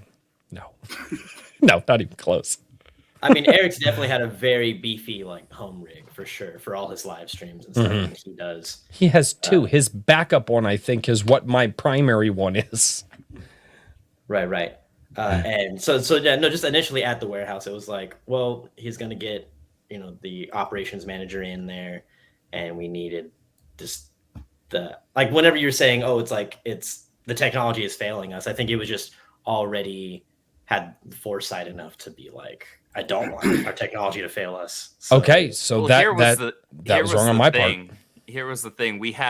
There was a computer, if I remember correctly. There was one computer in the warehouse because people forget when we like to look back and laugh at this. Eric thought his great foresight. Oh, we'll print like 10K copies collectively across all covers. That'll get us through the end of the year. Early next year, we'll get going on the next book, yada, yada. And make a couple hundred, maybe a few $100,000 right? Hopefully. Fingers crossed. I think he said we could reinvest at that point. Less than 24 hours in, or I take it back, just over 24 hours. And I think it was around the 30-hour mark. We cross $1 million. And Eric is like, shit. He expected, make no mistake, he didn't undersell himself in that he didn't think he was going to be successful. He knew he was going to be successful, but he wasn't expecting that. And so all of a sudden, that's where scaling up started happening. That's when he messages me. It's like, hey, so I need you full-time with me now. Because at that point, I was just part-time doing social media management for his personal accounts. And he reached out to Caro, I think, as well at that exact same time. It was like, yeah, I need you now, full-time, just with me. And a couple of other people as well as he reached out to Zach Shutt over at Meta PCs, and him and his team are fantastic. And they got us set up in the Warehouse 1.0 with some new rigs. And we just started having to scale up. And I remember being in the warehouse while we were doing that first week of fulfillment after we closed out the campaign. I was like, and you guys are actually doing the fulfillment too, right? Physically. Yeah, you like physically. Like, I mean, you're not, no, I don't mean typing. I mean, you're in the warehouse putting stuff in boxes. Not these two guys. Not these two guys. Not those two. Lazy. But, Brian is super close. Fill my own. You can cuss on my stream. Brian is super close. Carol now is super close. I'm going to be moving up there in the Dallas area at the beginning of next year, but I drove up there from the Austin area both last year and this year. And, we were all helping pack orders. And I remember asking Eric, so how quickly did you realize that we're going to need a bigger warehouse? And this, mind you, in the first week, he was like, first fucking day, man. Yeah, day one. Like all of a sudden, like immediately, that first day, the wheels were already turning. He was already trying to look forward like, holy crap, I have to scale way the hell up. It was wild, but it was a great problem to have, and we have the greatest fans in the world, as he likes to say. And they gave us a great problem to have. We had to hire a bunch of people full time. People's lives changed because of y'all, and Eric's life changed, and his wife because of y'all. That's a blessing, and it's a lot of work. I'm working every day. Caro knows this. Brian knows this. Sheep knows this. Eric knows. Everybody on the team knows this. We're working every day, but we love what we do here, and we know that it matters. It's important. We're not just bitching about a problem. We're doing something about it. Well, on that note, I mean, one of the things that I've felt is that, man, so much work that you do in the corporate world is just, it's just soulless, And I mean, I think that there's almost no doubt that you guys are probably working harder than maybe you would be doing something else, maybe making the same pay. I've been a general manager before. I'm working harder now. Yeah, but it's the kind of thing where that energy where, I mean, yeah, you're tired, but like the actual satisfaction from having done something that aligns with what you're wanting to do. I think that's one of the big problems. Not to go too general, but just in general with our culture, is that a lot of people are working stuff that they do not care about one bit. You know what I mean? And you just can't. And so, like for you guys making that transition, like obviously that's been a positive experience, but have you noticed, is there anything else that you'd like to tell people who are trying to get there and are, chasing after that, but still at the end of the day, you got like a lot more work ahead of you? It's all worth it. Is it something that you ever have second thoughts about? I bet it doesn't feel like it in the moment. Mr. Weathers can expound upon this. Yeah. Yeah, because I'm, I guess now 3 full-time jobs because I work Rippaverse full time, and I'm still freelance lettering basically every CG book I can, or any indie comic really. Basically everybody. I was actually finishing a project right in the very beginning of the stream while I was being introduced. I'm like, okay, I got to get this done.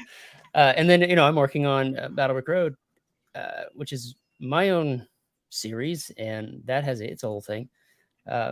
It's just, I guess, make a bullet list. Like Caro would probably suggest, it's a matter of, I guess, prioritizing. And I'm hooked on Notion. Yeah. Just understanding that, at least I know from my perspective, everything's important for the individuals that I'm working for, and what I'm doing is important for me, and just reminding myself that if I'm slacking off somewhere if it's somewhere on the Rippa team or somewhere on a book I'm lettering, like that's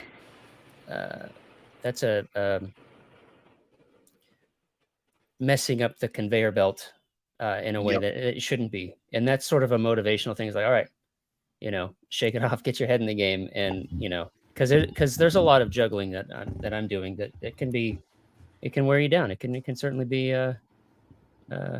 tiresome, but ultimately we're trying to build something, and I'm trying to help these other comic skaters and other Iron Agers and indie comics creators like build their IPs. Even if it's just a one-off comic, I'm like, here, let me at least make it readable. Let me make the lettering look good for you, and then trying to build competent designs and things for what we do here, and then trying to put energy into my own stuff. I guess I don't know how I do it. All I know is I'm holding on tight, and so far, the white knuckling is still working. So Agreed. Yeah. I think it speaks to your passion to it. Yeah. You're actually passionate about this stuff. That's what keeps you going, and you want to see other people who are passionate about this stuff be successful. Carol, I know you're the same way.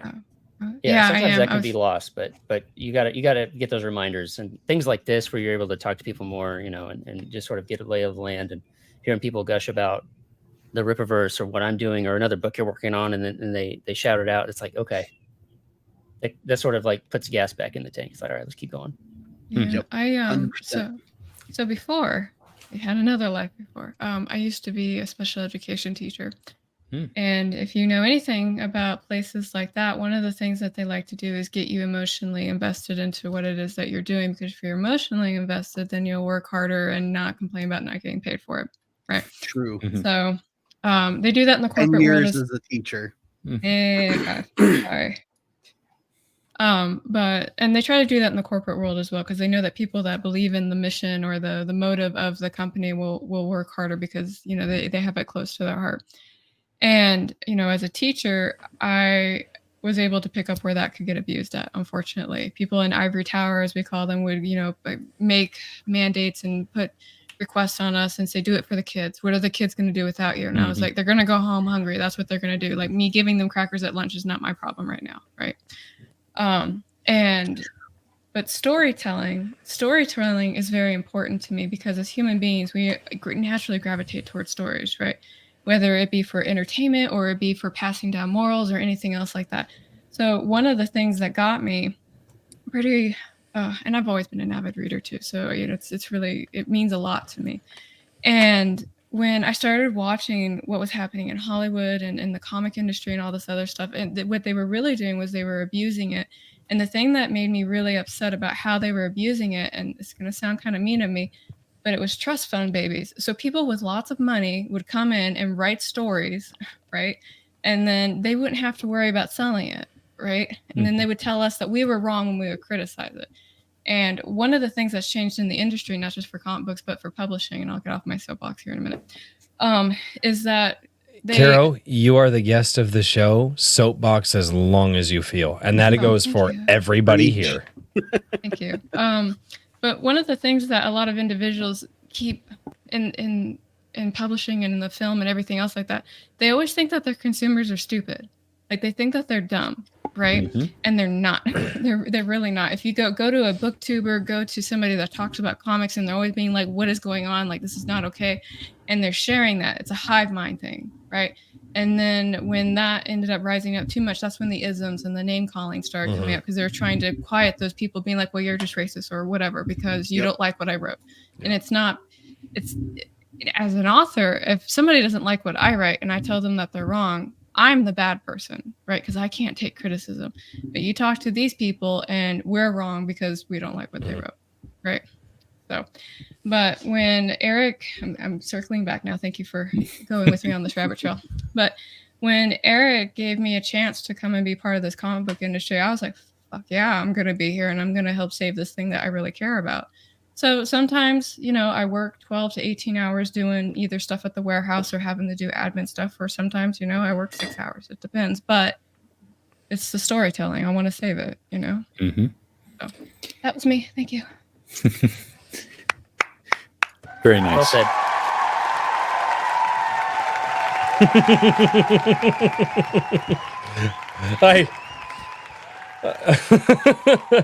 Oh no, that was it never amazes me, and it's something that's really awesome, and I think it's a place that all of us want to get to, is that they say that if you love what you do, you'll never work a day in your life. And I've tasted a small version of that doing this YouTube channel. No matter how busy I am, and I do it around the day job and all that, but I come home and it's like, wow, I'm really tired. And then all of a sudden it's like, I've got a live stream to do. And these guys have seen it. I've been dead. And then all of a sudden I hit that music and the live stream comes up and it's just, I get energy. And when you love what you do and when you care about what you do and what you do gives back to you as well. And not just in the form of money, but in fulfillment. It's, All right, I'll get a little gay here for a second. It's transcendent. It really is. Like, don't look at me like that. I couldn't figure out another. I'm not an author, okay? I'm a guy on YouTube. I don't know words. It does change you though. It's fulfilling. Mm-hmm. Oh yeah. How is that less gay than what I said? Well, you sound like a Savage Garden singer. What do you mean transcendent? Savage Garden is actually that my wife and I. It's one of their songs is our song. So it's invigorating. This man is like, wow, he is gay. Don't get me wrong. My girlfriend also loves Savage Garden. I know a couple of their songs. I actually play To the Moon and Back on bass every now and then. But that's a decent track to play on the bass, man. Yeah. Otherwise, Savage Garden though. That's my wife and I. It's our song. Like what? Like okay. What? You just go upstairs and be like, "Hey, babe, by the way, this isn't our song anymore." Like, what do I have to build to pull that off? What? Like I could do it, but what hell am I going to have to deal with to pull that one off? You might just have to build hell. Who knows? It's not worth the risk. It's not worth the risk. You know what? Keep the song. I'd rather be gay than be tired forever. Right. Yeah. I agree with Eric, though. It is invigorating, but there is a certain point where you get to where you're just like, if I don't keep working, everything's gonna fall down. Like the plates just will come crashing down around you. That's one of the things that drives me with Whimsyland. So I just wanted to mention that. I'm a little drunk, don't mind me. That's one of the important things about when you're at the point where you can and where you're at the point where you need to, recognizing bringing on the right people to help spin those plates, because everybody has their maximum number of plates that they can spin, and everybody has some type of plate that they can't spin. And so Eric is very he has a lot of foresight, and he knew that he needed people in certain positions that would either be able to do something at a skill level that he does not have, which, mind you, is very few things. Eric is a multi-talent for sure, or do something that he can do, but his time is best suited elsewhere. The dude can pack orders like a mofo, but that's not where he's best at. Well, can you guys expand on that too? Because again, bringing you guys on, you guys have the experience and you guys can give that knowledge to the aspiring authors and creators down in the chat right now. Can you guys expand on that about recognizing, those plates, which ones they can spin, which ones they can't, and what's too much? Can you guys expand on that in your own experiences, or tell people kind of what to watch out for so they know the right time to get somebody? Are you guys able to? I'm gonna look at Eric first. Yeah, I've been doing this for 13 years on my own indie comics, spinning all the plates basically the whole time. Obviously, I've collaborated with other creators and all of that, and we've done some pretty amazing stuff. But I started comics not knowing really what to do, but I knew I wanted to do it, so I just did it anyways. I could draw kinda, I was the artist in school. I went to graphic design. I studied graphic design in college. Then I studied comic books at home. I wanted to be a comic book penciler. That was my dream job. And so I said, all right, well, let's make a comic book. I could kind of draw, but not really. I can't draw women at all. So let's do like a World War II one. So it's just guys. And I don't have to worry about that. I can't draw vehicles, planes, any of that. So let's put that stuff in that book too. But I could draw. Okay. I didn't really know how to ink. I didn't know how to color. I didn't know how to letter. I didn't know how to put a PDF together to send it to a printer. But I did it anyways. You taught yourself.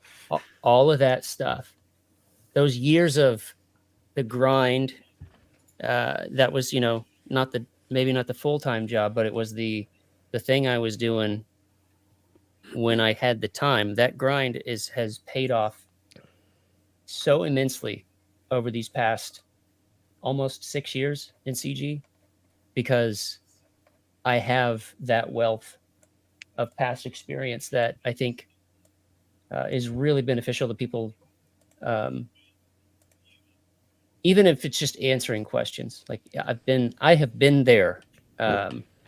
So I think if there's anybody that's starting, from my experience, starting small, and don't be afraid to try it all yourself, because you're going to know what you're good at. You're going to know what you like. You're going to know what you don't like by the end of that. Even if it's just a little 8-page book, because that's what we started out with, is a little 8-page ashcan back in like 2011. And that's where I cut my teeth on all of this. It's where I learned I don't like to color. I can. I don't like to do it. Oh, no. So that's somebody else's job. And I'm going to hire out for that one, right?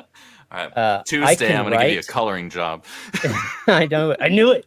I can write, but I work really well collaborating because I like to bounce ideas off people. So it's more co-writing than just straight up authorship. And then I really found out, you know what, I like this lettering thing. And then that has snowballed into a straight up career for the past 6 years. Like Comicsgate changed my life because of lettering comic books.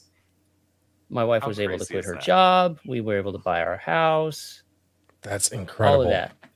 Fantastic. That's amazing. Because of the rising tide that was the indie scene in 2018. And really the only ones championing it back then was Comicsgate pushing the boundaries. It was your boy Zach calling out everybody. Back when he had Twitter, it was amazing. And his YouTube videos. That's how I found him because of the Jawbreakers cancellation. If you guys know the deep lore of how CG started. I partially know the deep lore. I have not been fully in. I'm not a Puritan. I apologize. That's okay. We're still accepting new members, so come on in. But yeah, I found out about CG through that. I'm like, yeah, because I was kind of out of comics at the time because it was kind of wasn't really doing anything for me. Right. So I found that, and I jumped in both feet, and because of those prior years of working on my own, knowing what I like to do, what I was good at, I'm okay handing off.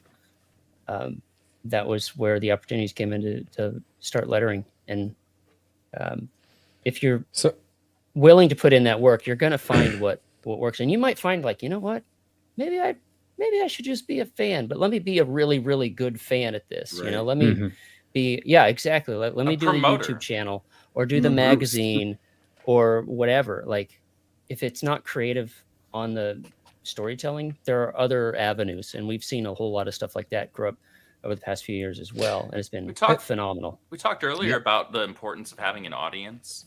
And Eric had other Eric, our boss Eric, our collective boss Eric and Eric. July and Weathers. Not Mr. Weathers. Right. July and Weathers. Both. I love them both. I need to see the meme of the Eric and Eric like comic firm. Like the Eric and Eric comic book firm. I need to see that. I just need to see it. It's funny. There's two memes. There's the Eric and Eric comic firm. I'm just trying to see the Eric and Eric sitcom. It's the Eric and Eric comic firm, and then you have the other one. You have the other one where it's like Eric and Eric's face is posted on Pete and Pete. My other favorite is Kara and Caro. That's pretty regularly. No, not Caro. Kara. Yeah, I've gotten DMs from people being like, "I heard about what happened to you at that gaming place." Like, wrong, Kara, go that way. Oh God! 2 doors down to the left. But Eric's had his YouTube channel for a really long time, and he did a lot of the stuff on his own. He was one of the OG. He was one of the OG guys on YouTube, like 2006. I think he's had a YouTube since YouTube was basically a thing. 2005. It was public in 2005. Yeah, but only fairly recently did he bring on Brian as a daily video editor and assisting with content curation and handling thumbnails for all of the video content that comes out there. Brian, that's a huge thing that takes time off of Eric's shoulders. He doesn't have to worry about that. As somebody I do all this myself, and I am not near the level that Eric is, obviously, nor would I claim to be. But as somebody who I have a day job, and I put the videos out, and then I edit them, and I do just simple editing, but I always feel like, a little bit of music in the background to drown out the dogs and the cats and the kids and the wife. Then just, and then maybe I have to do a cut here, and then maybe it takes 2 or 3 cuts. I can edit. Having somebody, and you just said, Brian, he does all that. Having somebody in my position who would just do thumbnails, like the thumbnail, that's the thing that I dread the most about, because I suck at those. I love them. And Eric is just like, he's got a guy. I would love to have a guy. I would love to have a Brian. No homo. But I would love to have a Brian. But like... Transcendent. Transcendence. That's good. Damn it. That's Sailor Moon. Lore. You're going to give more lore to my... Cat, new lore. New lore. There it is. Damn it. There it is. Uh-oh. That new lore has been archived. Oh, no. Well, I'll let you in on a secret. Before Eric was talking about, getting me on board, July had a day job. He was doing some sort of tech thing and also grinding the YouTube at the same time. And it became like... I didn't know that. Oh, yeah. I didn't know that. He had a job. I know. It sounds strange. It's so weird. He's been doing YouTube since 2005. Well, no. And it's just, he had to have obviously had a job that allowed him to still do, because he did his live show at like noon every day. Yeah. And so in my brain, I knew he had a lot of a lot of irons in the fire, so to speak. I would not have necessarily equated that to like a regular day job, or like something that would equate or demand time the way that a day job would have. Because his live stream was at like noon every day, or depending on what times, because I Monday moved through Friday, pretty much. Yeah, Monday through Friday, but I moved time zones. I moved from Colorado to Iowa, so time zones get a little funky now. But I didn't know that. So he's still... So for everybody out there, Eric July at like where he was just before he started the Rippaverse, he was in your same boat. Probably like a year before it was announced, right? Yeah. And then he was able to, from it built up, and the YouTube ad revenue was like, he was like, oh, this could be a reality. And it was making enough to where he realized like, oh, if I can allocate a little bit of this money to somebody else to save up all this time for me editing, that's more time for me to figure out like how to make more money. Right. That's what Nick Rekieta said. Nick Rekieta was like, I need to find a way to turn my money into more time, which then I can turn into money. Oh, absolutely. He ended up getting a producer for that. Oh, you're moving into my territory. Hi, how are you?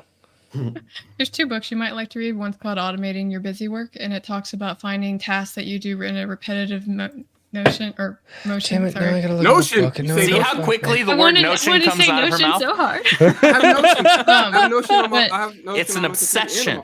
Yes, it is. But if there's something that I you need can do an arm patch that just says Caro Notion. Caro Notion, yeah. So for example, Damn it. I'm gonna break Good it down book, like though. in like little tiny bits, because the thing with delegation is it really depends on your situation. I can't go to a college student and say delegate your homework. Like, who the fuck is he gonna give it to? Nobody. He's gonna have to do it, right? No. There's a lot of college students that give it away to people. They're like, Oh, okay. that's a thing. Moving on. Not when I was in school. But Really? Because I'm pretty sure that's always been a thing. oh dear. I didn't go to college. I chose not to go to college. I chose to go into the oil and natural gas field and make money. So Smart. no, Yeah. I'm a construction worker. I'm an idiot. But Anyway. like some of the things that you can do to Saving kind of money save and going to time, college. and some folks don't like getting them, but like for example, like I help out with tickets in our ticketing system, right? And one of the first things that we did was like make automated replies. Like we are not typing the same message like 8 million times. Find it, code it, click it, move on, right? Preach. So we do that. I've got templates for emails when I'm reaching out to do interviews for Eric, or if somebody's asking for an interview. So it just kind of covers the same information that I normally do. And if you know that that's something that you do on the regular, then figure out a way to automate it, right? Mm-hmm. So, and we live in such a good time for automation. Yes. Yeah. That's no lie. I hate the AI overlord, but it's worming its way slowly into my good graces, even though I'm like, you're still Satan to me. It's only bad when it starts, acting on its own as opposed to being. That'll happen in about Nobody 2044. Nobody watched Terminator. Yeah, you guys say 24 hours. Y'all want Skynet because this is how you get Skynet. That type. I'll be dead. I don't care. You ever read that paper? The 2044 Singularity is a paper that was basically the greatest minds on the planet going, fucking stop, please. And like really smart people saying that. I think they said it a lot better than me, but that's how I read it. They should have said it that way. People would listen. I think. Dude, that's a scary paper, actually. If you guys have ever read it, it's not. Anyway, let's get off of the death of humankind and let's go back into. So, you guys, obviously, you've been around for the massive growth of the Rippaverse, and there is one question that I feel that I can't ask, and so I have to have you guys ask it to yourselves. What was, and obviously you guys have had a great time at the Rippaverse. You guys have a killer boss. It sounds like you guys have somebody who's going to back your play. What was and again, that you guys can answer honestly and legally. What was that? Because I don't want to get anybody in trouble here. What's that one thing that happened that you guys went and it could be something different for all of you that went, oh shit. It could be something individual you guys did, a problem you had to deal with and what was your solution or how did you work through that problem? Because again, you guys have valuable information to everybody down here who's looking to do that. I know, okay? That's why I said legally, man. I over here holding up signs and shit. Not the NDA. I have that. I just need a piece of paper to hold up. Like There's like Daffy Duck over here. Like, no, it's just a board from it's a comic back basically. Honestly, you mean like this one? Yeah, because there are a lot of things that we can't actually talk about problem-wise currently, but. And I wouldn't ask you to.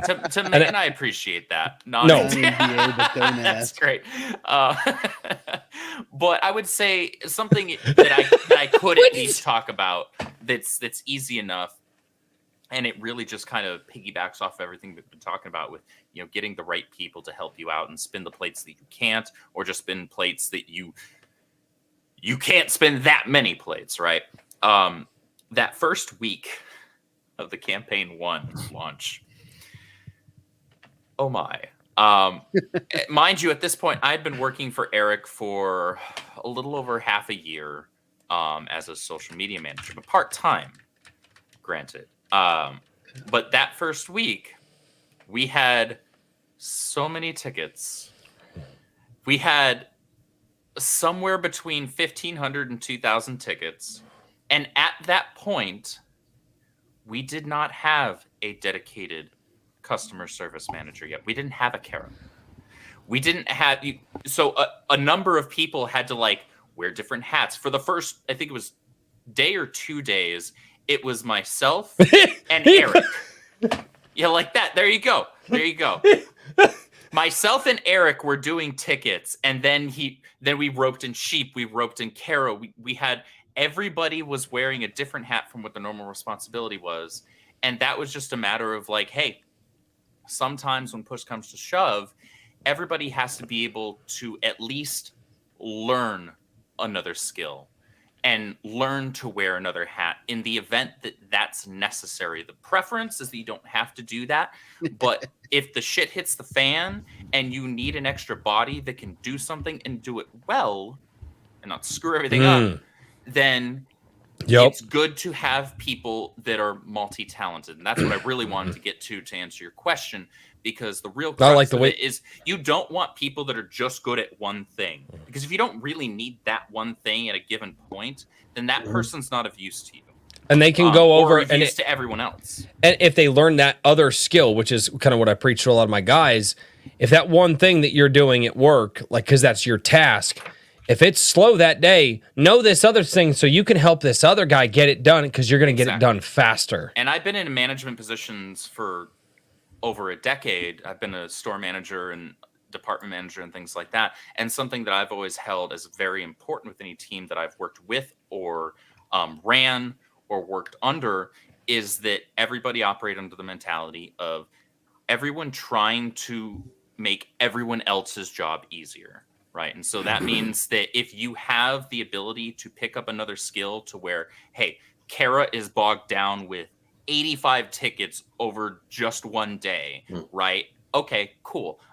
There are certain tickets that I'm not necessarily qualified for, or I don't have the right level of know-how to really properly handle, but other things than that, toss them my way. I can help. And Caro has been doing the exact same thing forever now at this point. And so it's important to have people that can do that can pivot and be like, cool, I can knock out my actual assigned tasks for my actual titular position. I can knock those out real quick, and then I can shift gears over here and help make this person's job a little less stressful today.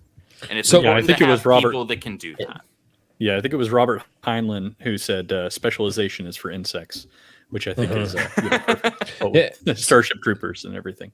Yeah, so make yourself multifaceted. I should steal that. I like that. You don't have to be a master of a task, but you do have to know the task well enough to help the master. Know how to use multiple tools. Yeah. I mean, being know how to use multiple tools. A lot of us got hired, definitely.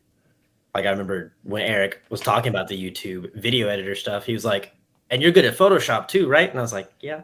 So there's where those thumbnails come in. Like multiple, not like that's sort of all like a very like narrow wheelhouse. And that's why I don't work for the Rippaverse because I'm not. No. I'm good. Living in Dallas also benefited there. Like. And it's getting everybody else over here as well. He's over. There you go. He's got the actual hats.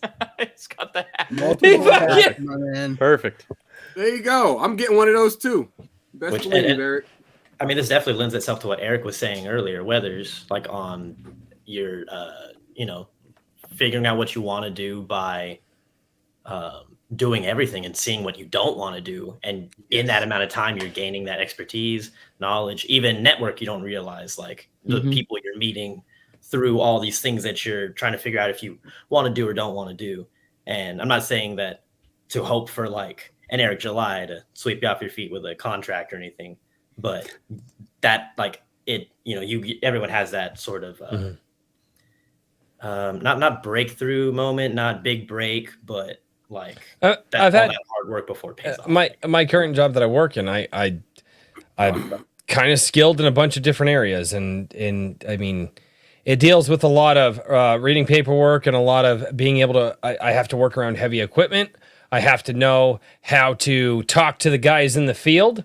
I ended up being a safe. All that, so that makes you valuable. Yeah, no, as well, and it like a lot of people on my channel know that I ended up being a safety manager. I fucking hate safety managers. God, they piss me off. I swear I'd never be one. But now that I am one, the first time that I said some things around the guys, they were like, "You can't say that." I was like, "Why not?" And they're like, "Well, you're the safety guy." I was like, "Exactly. I'm not HR. I don't give a fuck."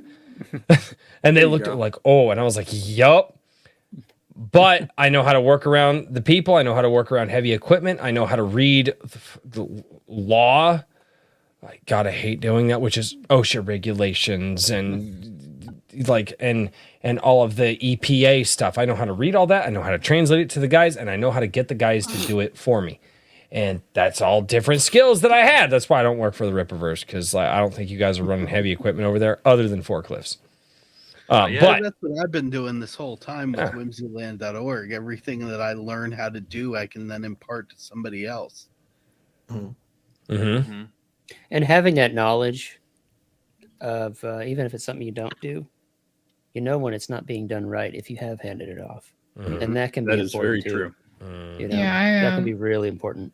When I was more focused on book publishing, I wanted to know everything about it, right? Like I wanted to know about covers, spines, formatting, everything.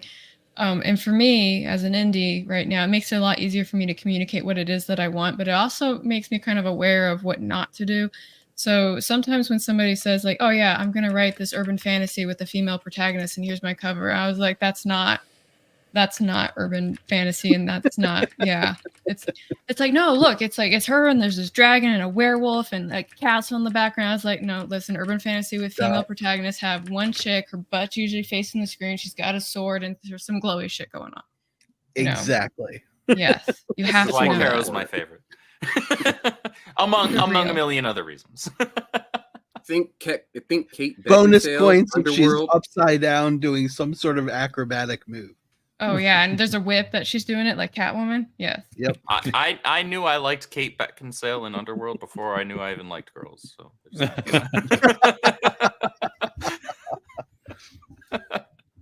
young prepubescent Andrew was like, "I like what's on the screen right now."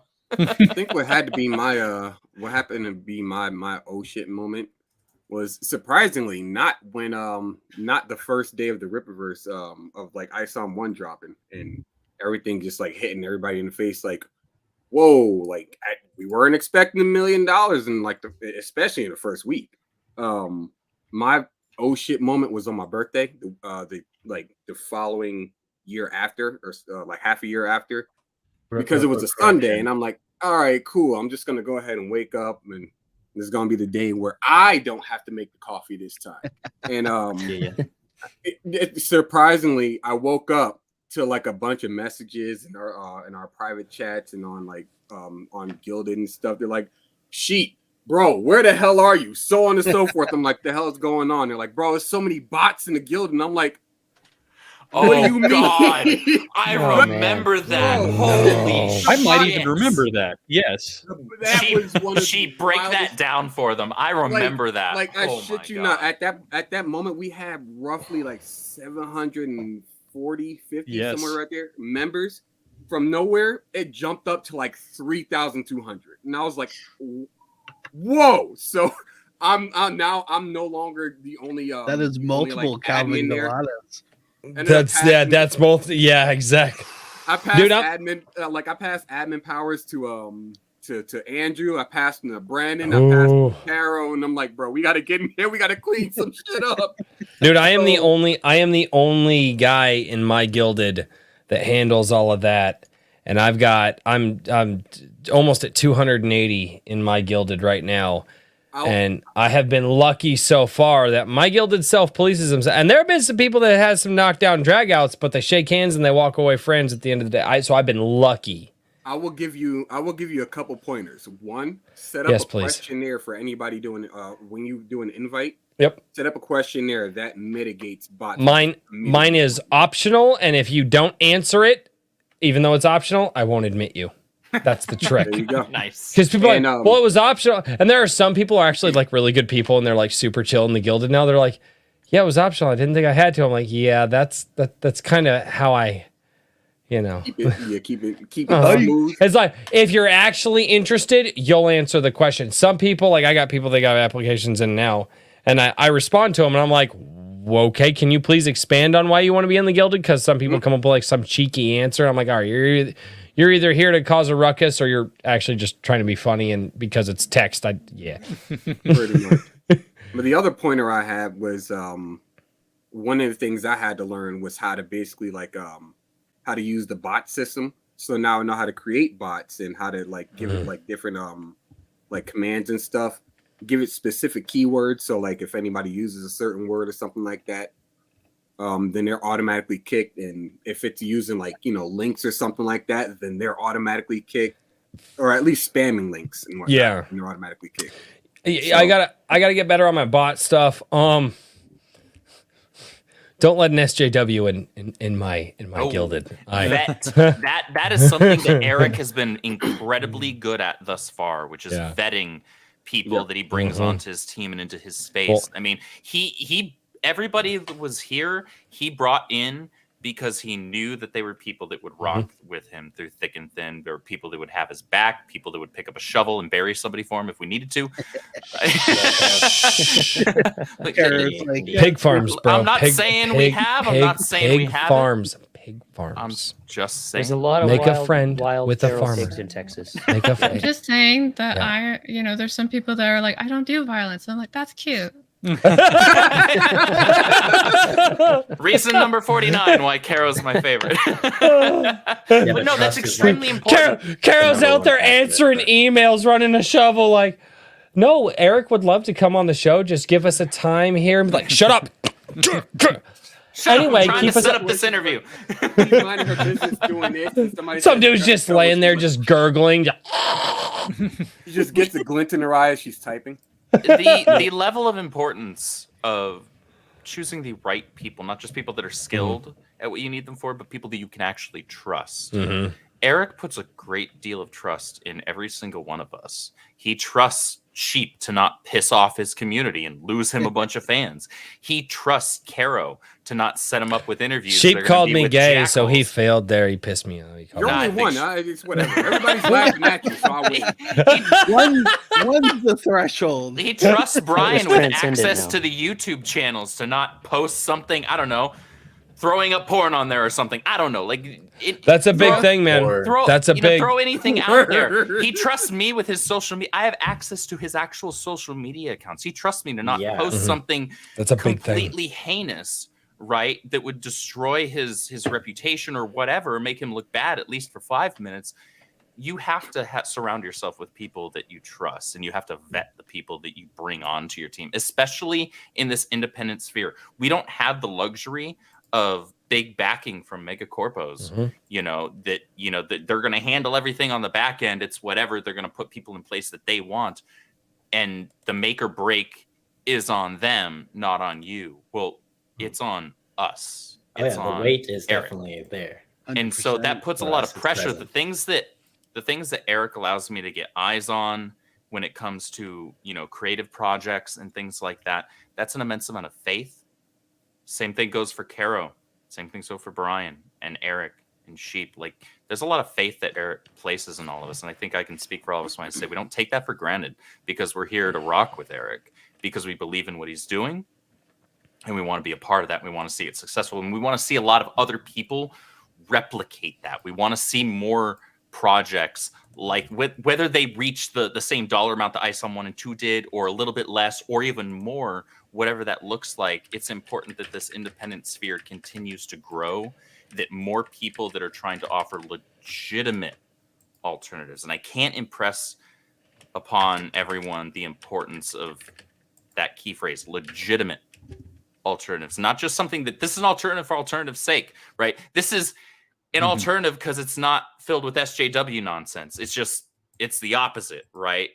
Or it's just, we call it anti-woke, but the writing's crap, or the art's crap, or all of the above, right? It's important for them to be of quality. That's why we see successes like Battle Brick Road. That's why we see successes like, Graveyard Shift and Cyberfrog and all of these other books out there. And there are a lot more out there. I've got, what have I got in front of me right now? I've got She Sakura from the great Billy Tucci. I've got Lady Alchemy by Martina Marcotta. That book, I will say, was actually quite good, though I will say it's not necessarily to my normal taste.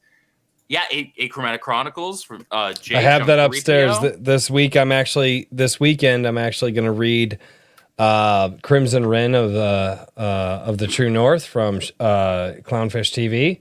I'm going to read Achromatic Chronicles Blue because I finally finished Razorfist's first novel, The Long Moonlight. So I got that done with the book club, and then I have about a dozen more that I have to get to. Yeah, you'll never get tired of reading good shit. But that's so here's the thing, that there are that many good projects, or at least interesting looking projects coming out, that it's hard to keep up with. So here's the here's the secret, everybody. For those of you who I'm an editor, I get to do it whenever my chat knows this. My chat knows this. I hated reading when I was a kid. Reading for me was made to be a chore. I hated it so much. I wouldn't even read a comic book. I watched all the television shows. A lot of my friends read the comic books, and I'd had in-depth conversations with them. I have never claimed to be a comic book fan on my channel. I've claimed to be a comic book student, right? Because I was the guy that went and I like, well, especially as the internet started to grow, because when I was a wee lad, the internet wasn't a thing. But as people started coming out and talking about more of the stuff, I'd go and research it. I was there during the old magic. Yeah. And then, yeah, exactly, right? And so I'd go and research it because I looked at our Superman and Batman and Green Lantern and Thor and all, I mean, you know, everybody, the Marvel and DC guys, all the stuff that I grew up with, because I grew up with the animated shows, and I could listen to people talk about this stuff, and I could learn, and then I could talk with my friends who read the books, and then we could go back and forth. And even friends of mine are like, you know, for a dude who's never picked up a comic, you've got a fair amount of knowledge. I'm like, yeah, don't call me a comic book fan, call me a comic book student, because I treat them the same way that I would treat the old pantheons, you know, Zeus and Hera and all those guys. I got those books too. There you go. Yeah, I've got some stuff in the house too. Show it. That's my favorite. I'll show it off here in a second. This is my birthday. That's I actually pulled it out on stream last night. This is I'm sorry, what? He ripped it out on stream. Yeah, it's that kind of stream, guys. Sorry. It's But here's the thing: is I was like, hey God, I don't want to be the dad. I have 4 kids. I don't want to be the dad who doesn't read in front of his kids. I don't want to be that guy. It's like, God, please give me a reason. Please give me a reason to want to read.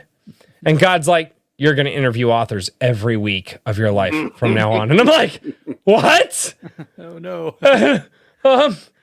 God, are you sure? He's like, didn't ask if I was sure. I told you what you were going to do. And I'm like, okay. Yep. And I mean, I make the time that I can. I do what I can. But and hang out with madmen like Richard and me. Yeah, you guys are tame compared to me. I've been good this stream. I feel good about myself. That's awesome. Anyway, he's about to ruin that. He's about to ruin that streak. Give it a second. Oh, dude, it's gonna be great. Well, no, I can't ruin that streak because I got a bunch of super chats and a bunch of member chats and stuff that I have got to get to because there are questions down below. There are memes down below. I've already seen a few people calling me gay, so we got to get to all of that. We've got to get to all of those. What? Why are you pointing? I see it. What did I do? This is the only book I have. That's all I was talking about. Oh. Just this bad boy. Still available. Go get it. 35 bones. There you go. If I could pick up everything that I have over here without destroying stuff, I would. What the hell was that? I was still on. I was still on the big screen. I tell my son all the time, I'm like, boy, don't do that. And he's like, why? And I want to be like, because you don't want to be gay. But like, I can't say that to my boy because he's not quite that old yet. I mean, he probably is. I'm like, boy, don't do that. Why? I'm like, men don't do that. And he's like, why don't men do that? And I'm like, because we need to build shit, boy. That's why. We don't have time for it. We ain't got to make that shed, don't you? Brian can you have pick no up idea. and put down a whole band set. That's what Dude, he can do. the hole that I dug right for myself. You got here's the funny part. The shed thing. That's not a joke. That's actually I wasn't kidding when I said it. I'm actually gonna have to build. We've needed one for a while, and I promptly dug a hole this evening. That's okay. So, ladies and gentlemen, let's get to some super chats because we have had quite a few super chats. I also found some interesting chats that I just thought were slightly relevant. That's a music stand. I know what that looks like. I actually don't know where my old music stands are. Huh? Don't worry about it. You're good. Nope. All right, going over here from much earlier in the show, right at the beginning, the ultimate kahuna. Oh, you suck! Oh no! Oh no! At least it wasn't a cover C. Imagine if that had been cover C. So I watched a guy. Not the worst thing that's happened on this stream. I've got my cover B up here. It's signed. It's hanging on the wall, right? 90% sure it also broke out of its packaging. Interesting. Wow. But Eric talked about, and I watched a dude's heart. I was on a stream with a guy a while back, and I watched his heart sink it because Eric talked about how good the quality of the books were. And so I took the book. I'm like, yeah, Eric said the book was good. Look at that. Look at how tightly you can roll it up. Oh my God, what are you doing? Yeah. Eric said it was good. How do you test the quality if you don't? And I'm like, still to this day, I think I'm the only person that was like, Eric said the paper was good, and I opened it up, and I was like, yeah, how far can you bend the pages before they begin to start to crease? It's not a newspaper that you slap a cat with. He said it was good. How do you test that quality? I got the collector's one that's signed right this there. Is a really good mic. I'm gonna smack my wife over the head with it just to make sure. Here's an analogy that works best. They're like everybody, like Eric is a sword seller, so everybody's buying swords. He says they're high quality. He slams his sword up against some rocks. That's his sword. If he loses in war, that's on him. Everybody else, we're good. We're good. I did that. Happening right now. I don't know. I did that on stream, dude, and the guy, his heart sank. He was like, and I'm like, dude, he said the books were built to last. How, as a reviewer, and that was a big selling point. I think that I am the only reviewer on the internet that's about the fourth time I've done that to this book on the stream, not even off the stream, because I actually did it. If Andrew's hair wasn't in the way, you would have seen the vein throbbing in his forehead. You really would have. I could feel it. And here's the thing, though. I've been buying comics since I was yay high. My first comic book I got when I was like 8 years old. It was a floppy. My dad got me Man of Steel #0 and Flash #0 that took place after the 0 Hour Crisis of Time event it was a yard sale or a garage sale. Back when, again, I was like 8 years old, but I've had numerous trade paperbacks, omnibus collections, things like that. What we mean in terms of quality is that the paper isn't this lame-ass baking paper, and the binding for the book itself isn't done with a cheap glue. Because I've had trade paperbacks from the big publishers where just by lightly going through the book, the pages start to fly. And you guys also use a higher weight of paper. Stop rolling the comic book up. I'll do it again. I bought one book to suffer me. I bought another book to be the collector one. My signed one over there. It don't like that. No, no. I hold that one. I damn near hold that one with gloves. This one here. This is to prove, because that's the one thing people go. Well, he was like, no, he said it was good paper. He said it was high quality. He said it was built to last. If I can roll it the way that I just did, and again, that's like the fourth or fifth time on stream, not even off stream. I've shown other people. It's actually a hobby of his. It's but it's like, look, you don't have like a dummy when the man said, who else has actually tested that? Eric July said, these books are built to last. Who the hell else has done that? And guess what? I believe, Eric, that they're built to last because I've done that test. If he's going to claim it, I'm going to test it. And you know what? He's right. He's absolutely right. He usually is. No, I don't know him like you guys do. I'm some white dude in Iowa. I don't know him. You really put that one into perspective. You really did. I was a white dude in Colorado before, and now I'm in Iowa. So you know, I can't use that line. I can't be like I'm some black guy in Montana. I'm probably like one of the four. So. Dude, you gotta get the fuck out, man. 4? They got that many? I just had this up for your super chats, by the way. Oh no! Oh no! That's all. Oh god! All right, super chats, by the way. Super chat time.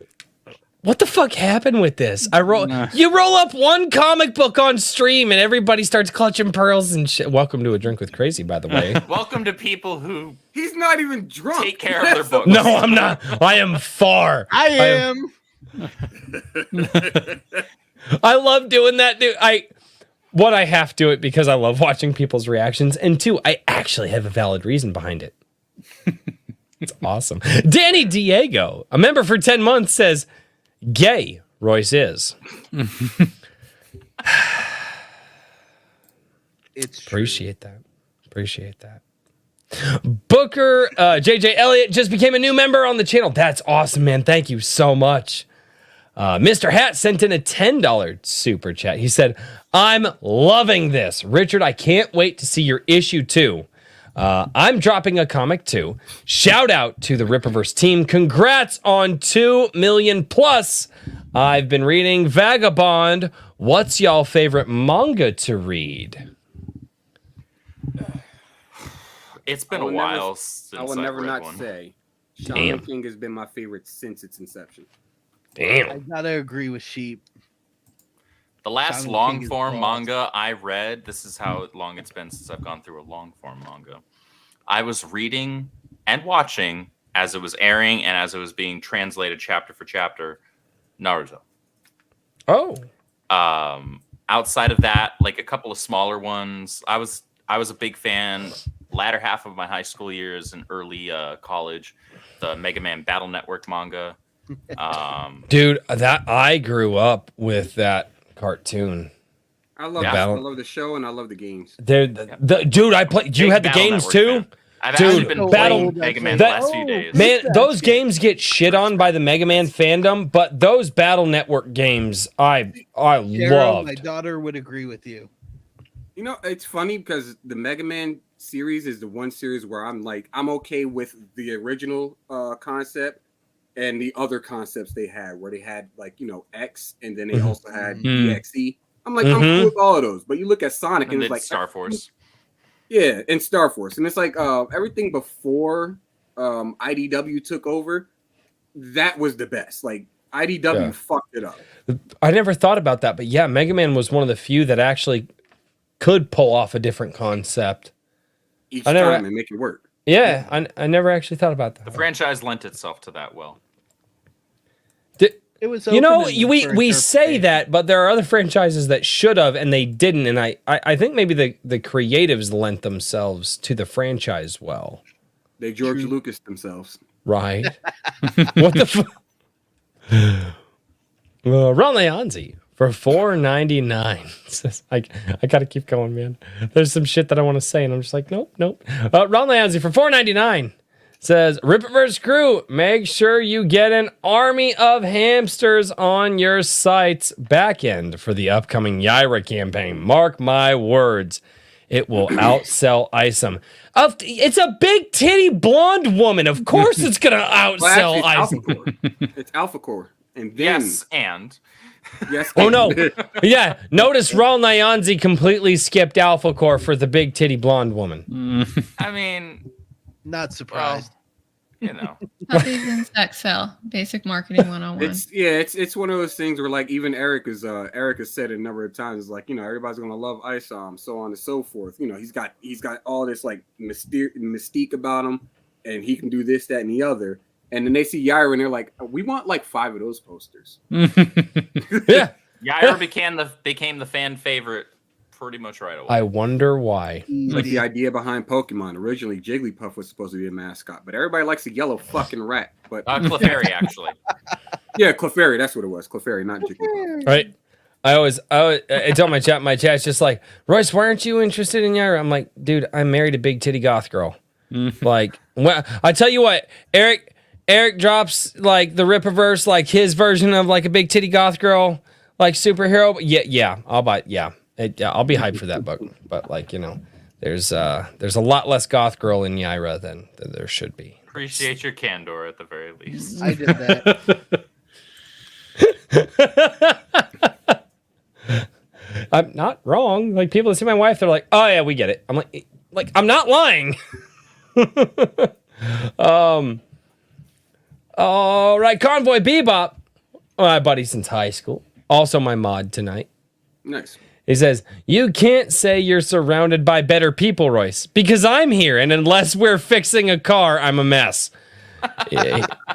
He's not wrong. He's not right. That's my boy that I'm like, all right, dude, you pay attention to this crap more than I do. I can turn the wrenches, but what am I looking for? And he goes, all right, here's what you got to do. And I'm like, all right. Yeah, I've gotten to the point with newer vehicles. I just tell my wife, I'm like, take it to the shop. I don't. Yep. Well, there's way too much under the hood these dude, days. and like Too much electric shit. Well, and it's not even that. Exactly. There's stuff that I could do. I have gotten to the point with vehicles. I genuinely hate it. Yes, I can do it. I don't care. Take it to. It's that spinning the plates thing, right? Yes, I could spend the next hour of my life doing this thing and getting royally pissed, or I can have somebody else do it. I don't. It is 2023. I am still driving a 2005 Honda Element. Nothing wrong with it. And the reason for that is because my stepfather's 2023 truck randomly stops functioning whenever the computer dies. And that Honda Element will keep going even if I break half of the frame. It'll just keep growing. Just to also put this into perspective, while I'm not a mechanic or I'm not as mechanically inclined as you guys are, I know a lot about like household appliances. So like refrigerators, dishwashers, washing machines, and whatnot. I can work with a lot of those. And once the board dies, once the board dies, you may as well just start looking for another machine. Mm-hmm. Yep, dude, I've helped my dad. Back in the day tear apart washers and dryers. For like we had what I can't remember what it was. It wasn't. It was the. It was a pulley for the belt. Pulley for the belt on the dryer. Yeah, man laughs because he knows. Yeah, that is the worst thing that you have to get to on a dryer, dude. Is first off, I've dealt with some machines where basically it's like that scene from Don't Look Under the Bed when like they're first going under the bed and it's a whole bunch of like shit. I've had to like vacuum that shit out just to change the fucking wheel on the belt. And then put the shit back to fucking together. That's fun. Yeah, they don't. And by the way, dryers, ladies and gentlemen, they don't come apart nice. Nope. The frame just does this. Oh, dude, it's horrible. God, I won't do it again. There are things that I'm like I can do, but I won't ever again. Never. No, it's not. You understand your time is valuable, and there are things you're willing to spend it on, and things you're not. And then there are things that my wife is like, hey, but it's a lot cheaper if you do it. And I'm like, motherfucker. Leave me alone. It's just, you don't appreciate ingenuity until you've had to electricate. Back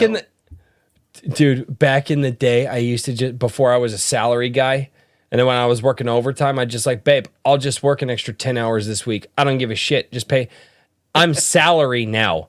That price don't change. Now when she's like, but it's cheaper when you do it. What do I say? I can't just work extra. Like, I mean, I guess I could to get out of it, but no, she'd save it for me. Never mind. All right, before I get in more trouble, Maji Chan for $2 says, get Rose the goat. I am not buying a fucking goat. No. My whole chat. Your wife wants a goat. I'm not getting a fucking goat. I'm not going to do it. The motherfuckers will eat the pants off your leg. Buy the goat. I'm not buying my wife a goat. Yeah, obviously not. She's going to buy it, and then you're going to build the pen. So, we should just have the timer. Richard, I swear to God. I'm just telling you. You have no idea how close to reality this is. Oh, this is funny. Haha, YouTube. You have no clue. Royce, here you go. Look, you'll love having build a pen. It doesn't matter. Goats are escape artists. They'll find a way to fuck. Oh, I know. So I know. You know that might be an expensive. Find that motherfucker on your roof. Dude, not even a lot. An expensive mistake. Dude, no. I love the goat. I have the goat. It's adorable, and the goat. No. I love Sheeps. He's just like, dude, Sheeps and I are just like, we've been in so many similar situations. It's not even funny at this point. I call myself Sheep City. Wait, yeah, fucked by a goat? I don't even know where that came from, to be honest. I mean, we was talking about goat. I don't know where that came from. I love... You got to follow it up, but it's not true. It's not true. I just don't know where it came from. Yeah, that was the oh shit! I didn't deny it before I fucking. Always deny first. That is the correct course of action. Well, The Mirrorsphere Origins, a member for 4 months, says, "Hail to you all! Keep killing it." Absolutely. I think everybody here plans on doing that. I think we're surrounded by that level of talent this evening. Oh man, John A. Douglas for $4.99 says, "Yeah, John, dude, John's a good dude, man." John's funny. I love the guy. You know John too? Yeah, John Douglas. Yeah. All right, cool. No, dude, he actually just celebrated his 1,000 subscriber stream today. So congratulations to John A. Douglas for hitting 1,000 subscribers, man. Mm-hmm. So John A. Douglas, that puts him in rare air. There's like it's a small statistic of people that actually ever hit 1,000 subs on YouTube. Yeah, so it's a big deal. Like it may not, if you compare it to like people that have hundreds of thousands or millions of subs, it may not seem like a big deal, but there's actually far more people that you are over. Yeah. Than you realize if you manage to hit 1,000 subs. And it's staggering. That's super hard to do. So major congrats to him. Dude, congrats. When I did that video talking about Eric July and the Rippaverse, I had 96 subscribers. That was 14 months ago. 14 months ago, I had 96 subscribers. And you just put in the work. And John puts in the work. And he's reading people's books. He's interviewing people. He's entertaining as hell. Dude, I literally took like the heat of like the Iron Age. I got ironage.media here. I named my show Iron Age Nights. I still haven't had Razor Fist on the show. John Douglas had the guy on a month ago. Like, I still haven't gotten, in touch with Razor Fist to do that. And John's just like, and not only that, watching the interview that John gave to Razor Fist, I was intimidated because I was like, I can't give that interview because I was the guy that hated reading as a kid. So I don't have. Razor reads like a motherfucker. Dude, I shit. was shocked. I was listening to that entire interview and I was like, I have nothing to add. I don't even know what the fuck I could talk to this guy about. Well, and if we're going to gush on John, I just also want to say that the Black Crown is going to be, I think, coming out in October or November. He's working on getting the cover art done, so it'll be here soon. There'll be a review from Periapsis Press in the second issue of Anvil. So that's awesome. Yeah, that's awesome. Actually, Periapsis Press, I passed off Periapsis Press to Caro today. Ah, well, good. Yes. She's great. Yeah, her reviews are probably the best formatted reviews I've ever seen when it comes to books. And here's Katie's thing. She will only put up a review of a book that she liked. Period. And she'll go in. Smart thing to do. And it's true, I know. Yeah, that was funny. She wouldn't do a review of Daniel's book. Yep. But she gave him the feedback though, and he was able to correct. But one of the things about Periapsis Press, if you guys are looking for, she does sci-fi and fantasy, and indie sci-fi and fantasy. She will actually go into the history of the style of writing to give people the context in which she's reviewing it. A lot of sci-fi and fantasy might be based in different time periods, right? So she will actually cover a little bit of that history and a little bit of that know-how there. She will give you in small 4 to 5 paragraph sections the context of her review. So you have all of the information you need just to read her review. She is fantastic. Periapsispress.com. She is absolutely fantastic. I do the book club with her. It was her idea to do the book club. It wasn't me. She was like, "Hey, I would you be interested in this?" And I was like, "Yeah, let's." And apparently when we went rounds, I was told I saw a meme today on Gilded, on her Gilded, And it was like, this was Royce and Katie last night, and it was Cameron Diaz screaming, and then there was the cat meme sitting there. Oh my Like, goodness. we were pushing back on each other about Razor Fist's book, about things that we liked and things that we didn't. And but no, I'm telling you, as a review channel, Periopsis Press for fantasy and sci-fi, just her reviews are worth the visit. It's Agreed.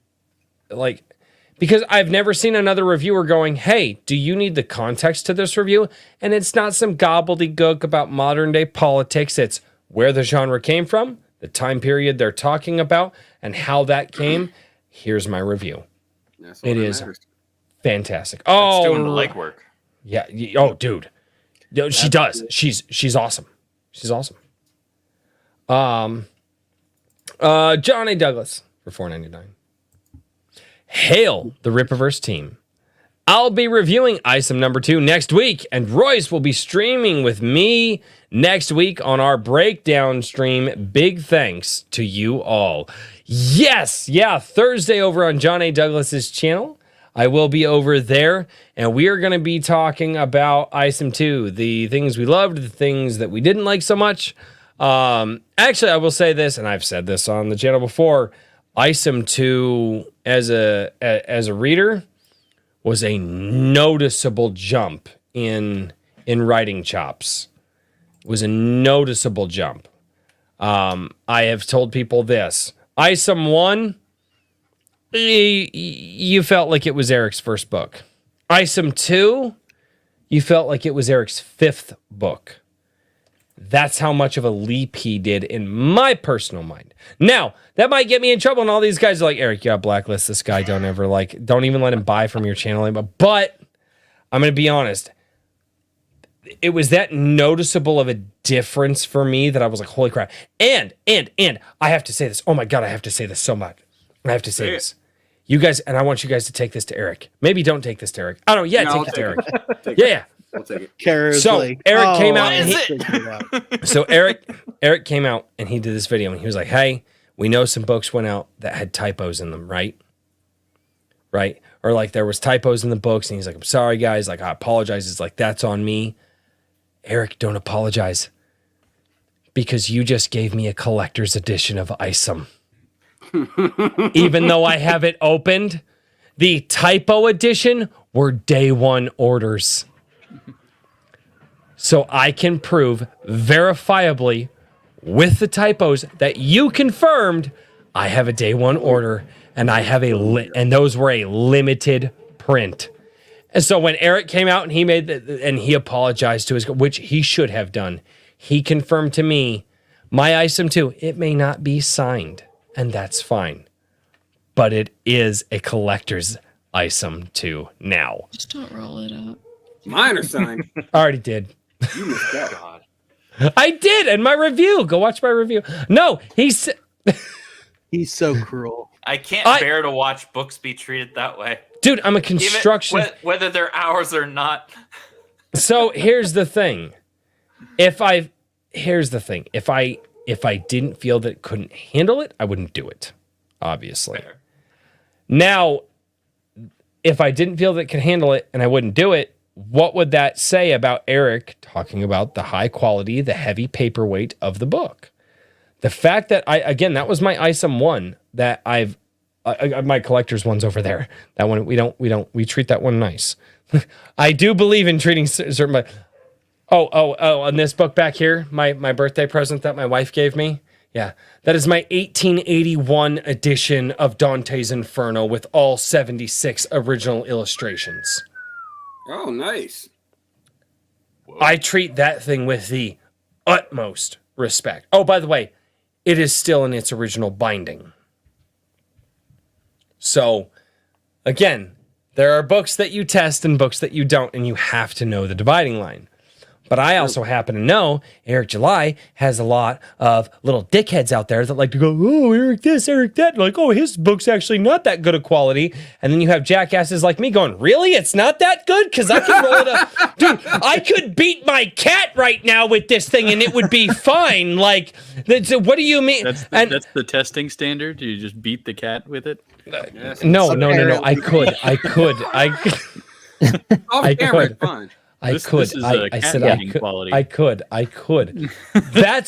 But literally the first time I did that on stream, that was the thing, is people are like, his comic's not actually that good. And Eric could literally clip me in his videos and be like, this motherfucker, like, yeah, it's that good, because this guy is just stupid enough to do that.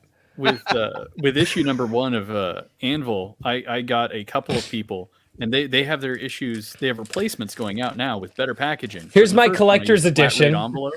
Yeah, the actual. I was going to say the actual cover is a little bit less atrocious. The real cover. I'm never opening that one. I can't believe you guys memed the fuck out of me.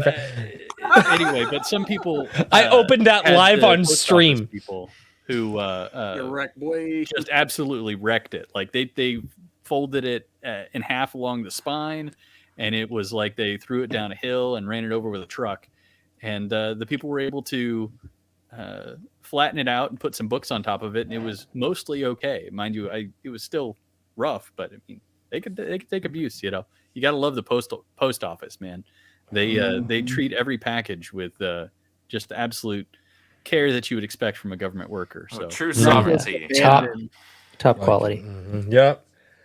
Government union workers. Faith Thomas. This is not a super chat, but this is a chat that I saw, and I thought I would read it. Faith Thomas says, I'm currently writing a tributary comic book about my grandmother, and I love to know from your panel how long you need to take before you're happy with your stuff. Good question. As long as it takes, but not too long. I know it's a very confusing question, but this manga, for example, that I'm working on, it's been in the works for about 3 years now, and I only finished the prologue. I'm just now getting to the first chapter, but as of now, like, you don't want to wait until like it's too late and somebody else has already like delivered your concept. I think Caro and Mr. Weathers can probably both speak to that pretty well, as both being published. When it comes to like, there's a point of diminishing returns when you're trying to go back and alter things in your story constantly, re-edit and stuff. Right. Yeah. I think as long as you're telling what you set out to tell, that's step one. That's like the goal you want to go for, and your first stuff's never going to be as good as your 5th, 6th, 10th, 50th thing. So you're going to get better the more you do it, but you won't get better if you don't do it. So True. Oh yeah, if you're just sitting on that first one and not putting it out for public like review, I don't know where I was going with that thought. I'm sorry. Well, if you hide it, then nobody sees it, and nobody can talk to you about it. Nobody can give you feedback, and if your target audience can't give you feedback and let them know that, hey, we were your target audience, this landed with us, but this didn't, you can't actually improve and pivot where you need to. Well, and also a lot of times I don't think you this was definitely the case for me with whether it be like games or websites or the magazine. It's you don't actually know. You're like, oh, I know what it takes to finish X project, right? And you don't until you've done it. And so until you get it all the way out there, fully completed and in someone's hands, like you don't really know what it takes to do it. Yeah. And so Also, there's this. Oh, go on. I'm sorry. Yeah. On top of that, with any project, it's something that I can't stress enough that it gets overlooked a lot. You need objective eyes on it at some point before you go to the publishing phase. You need an editor, or at the very least, if you're not able to afford an editor, you need beta readers, people that don't know what you're trying to say that can interpret as an objective audience. You need a person that can say, I don't get what you were trying to get to here. I don't understand. So that you can make it something that, and anybody that picks it up can understand it. Also, since yours is tributary, it sounds like it'd be good to have like different types of people, you know, giving feedback, like people that knew this person, and also people that just don't know at all. Like, not to say a stranger, but like all different types of other people's thoughts can help like reassure, because you're saying whether you're happy with it or not. But that's, what's the word? Subjective. Yeah, you can really get in your own head about things. Yeah. Oh, absolutely. Like happens all the time with every writer. Mm-hmm. Yeah, I'm a fast drafter just because of that. I give myself 1 week to write a book and then I'll edit it afterwards. And the reason I do that is because it's a lot easier to edit a page with some okay writing on it than it is to edit a blank page. If you're worried about it being perfect, it's never going to be perfect. It's never going to be perfect. It's never going to be done. Yeah, it's the old adage of this is a painting is never finished. It's only abandoned. Yep. I was thinking the same thing as a Da Vinci. Yep. Yeah. No, Da Vinci. It was me. I just made it up, actually. No! You just said he's the man who does everything. You guys said it earlier. He even comes up with timeless quotes. Yeah, he steals timeless quotes. He actually let Da Vinci borrow that quote. Claiming that he stole something. What is this, an election? He didn't steal it. Whatever. Also, I would say, I would also say, what you want to do is like if you're getting people to like kind of like look over your book, ideally you would want to get someone who's impartial to like their relationship to you. Like my manga, I had my girlfriend, like an editor. Like I had my girlfriend read it, I had her mother read it, and then I had somebody who knows nothing about it. Yep. So, an objective eye will always help you, and take that criticism as well, like with like within reason. Don't like just rework something because somebody says well, it might get a little controversial with me saying this, but where's the representation? Like don't take every single bit of criticism, but taking into account what people saying is like, I don't understand this part or something like that. Make use of useful criticism. Yeah, it depends on who you're talking to as well. When I used to go to a writing group, there was this well-meaning lady there who really couldn't remember what happened 10 minutes ago, right? And so whenever she was reading my manuscript and something would happen, she'd like, I don't remember this happening. You need to remind the reader about it. And I was like, it literally happened last week. Like you and I sat at this exact same place and you read the passage. She's like, no, it didn't. I don't remember that. So again, if you run into something like that, be like, okay, thank you. And then move on. Don't really fight that because it doesn't get anywhere. But if you notice that 3 people are kind of like, hey, this part right here doesn't work, maybe be like, okay, maybe it doesn't work. Maybe I should take a look at it. Yeah, I agree. I'm not gonna. I almost started a fight with a writer in my gilded this morning. That's how you do it. Yeah, I mean, don't do that. It's good for them. Give them tough skin. Well, no. Here's the thing. Good guy, great guy. Love him to death. He may or may not be here tonight. I don't know. I haven't seen his name pop up in the chat. Great guy. Love him to death. But it was one of those things, and he was like, "How come you're coming at me with the fangs out right now?" I'm like, "I'm not coming at you with fangs out. It's just how I type. It comes across that way." But I push on people. I don't like if you're going to make a claim. I'm like, all right, cool. Let's go into that claim. And people are like, and it's like, let's talk about this. And oftentimes I get a little too focused. Like we'll be talking about a book, and then they'll make a claim about like a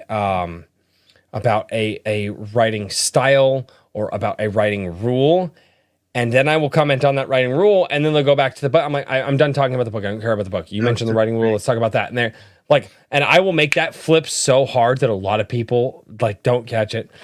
But we did have a good conversation. And overall, I do hope that he had a really good day. It was fun. I'm a strange person. Hey, I should read super chats.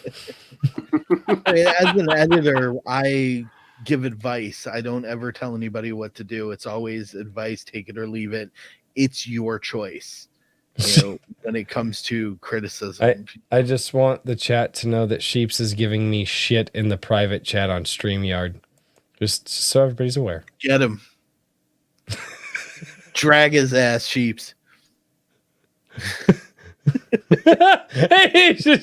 Oh, by the way, Sheeps, Joseph Peck earlier, he says, can I have a signed NDA card? Yeah. Honestly, I don't know what kind of mailing that would non-NDA. Don't ask. Don't ask. Hold Well, I don't know what it would take for the panel who's been here tonight to sign it, to sign an NDA card. That becomes merch. We just get NDA cards. Yeah, we've already signed the NDA. So what's the card? It's just another sign. Just I don't know. It's a blank piece of cardboard, and you guys sign it and be like, send it to people. Hear me He out. didn't say who needed to $25, sign it, so we everybody can put signed on anybody's it. signature on it. It's true. It's true. He didn't. He just said he wanted it signed. George Hamilton, Ringo Starr. It could be anybody. Yeah. I'm gonna have to cut in because I'm turning into a pumpkin on your stream, and I don't want to have like my eyes fall asleep and then I fall to the floor. So No, you're I fine. would- She's I would not the actually- insomniac I am. I would actually stick around if that happened. Our Caro, average is about 3 hours, so you're good. no, Caro, if you have to go, you are more than welcome to talk about any and every project that you have under the sun right now. You share those links in the private chat. I'll make sure to get those down into the live chat. If you have to go, I got some super chats that I still have to read. All of you guys could disappear right now, and then I would have to tell the host. Yeah, like, We all My just money get doesn't this- shut down until after 3 usually anyway. I was my waiting. goodness. I was waiting for Sheeps to just disappear. You know, Sheeps through is the like- peace sign. I was waiting for the fade out, and I was like, Right. I'll give you my links first, and then I'll do my quick outro. That seems a polite thing to do. Polite. Have you been here? Or what polite thing have we done all night? She's Dude. the one I trying hold to be myself polite, to my setting an standard. example. Okay. That's true. That's true. That's true. shining example. I like. There that. you go. There's the merch. You get T-shirts that say the Caro standard. I have one that says I'm helping. As long Should as you're be not the one- government, Should I'll be one accept that it. Just says Notion and big, Actually, I military do. It's on my merch website. Got a heart and everything. Excellent. There you go. Chaos awesome. Manager is a good one too. That's Chaos my hat. coordinator. Yeah. Yeah. Oh, Coordinator. God. You want to do one more So- thing, Carol? What are they? What? One more. I recommend Carol's books. I bought a couple of them. Oh, thank you. Mhm. So I write under Carol Brown. I also write under Faye Black. If you don't like romance, don't go into Faye Black. Just stick with Carol Brown. So I'm just throwing that disclaimer out there. My current project that I'm working on right now is called Stitch Witch. I am writing that during a book a week challenge, which is going to take place not this week, but the following week. So that goes back to the fast drafting. And so if you get to the end of 2 weeks from now and I look really tired, that's why. Mm. But thank Fair you so much for having me. It was such a delight to meet all of you and talk to your community. Yeah, I- it's great to meet you. So I am honored that when I reached out and I said, I would really love to have members of the team on. And we were still working out dates at the time. And you were like, hey, but it would be really, you're like, this weekend would be really cool. And you were like, but like, I'm also kind of moving into my new house that weekend, and I'd like to be on the stream. Would you move the stream? I was like, wait, this person wants to be on the stream. I was like, fuck yeah, I'll move the stream. That was such an honor. Clinkies. Yeah. Sorry, I got that. Y'all so Right. transcendent. So trans.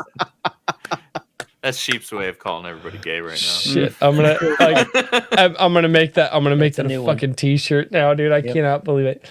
I No. can do it. I have a merch store now. Yeah, I'm working on it. But Your face, Sailor Moon's body.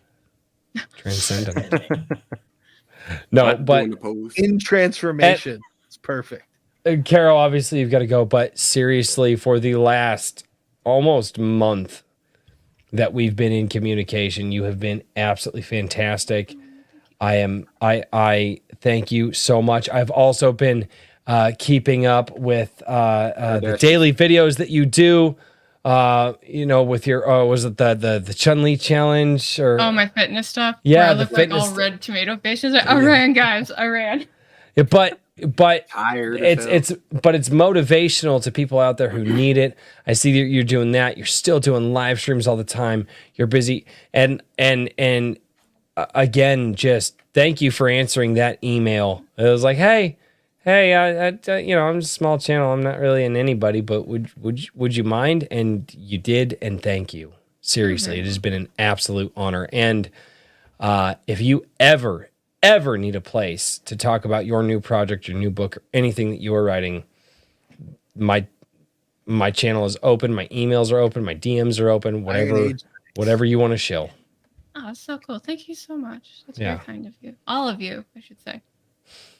Okay, I'm falling asleep. My words are failing me. Thank you for having me. I will talk to you. So have a good night, Carol. Good night, Carol.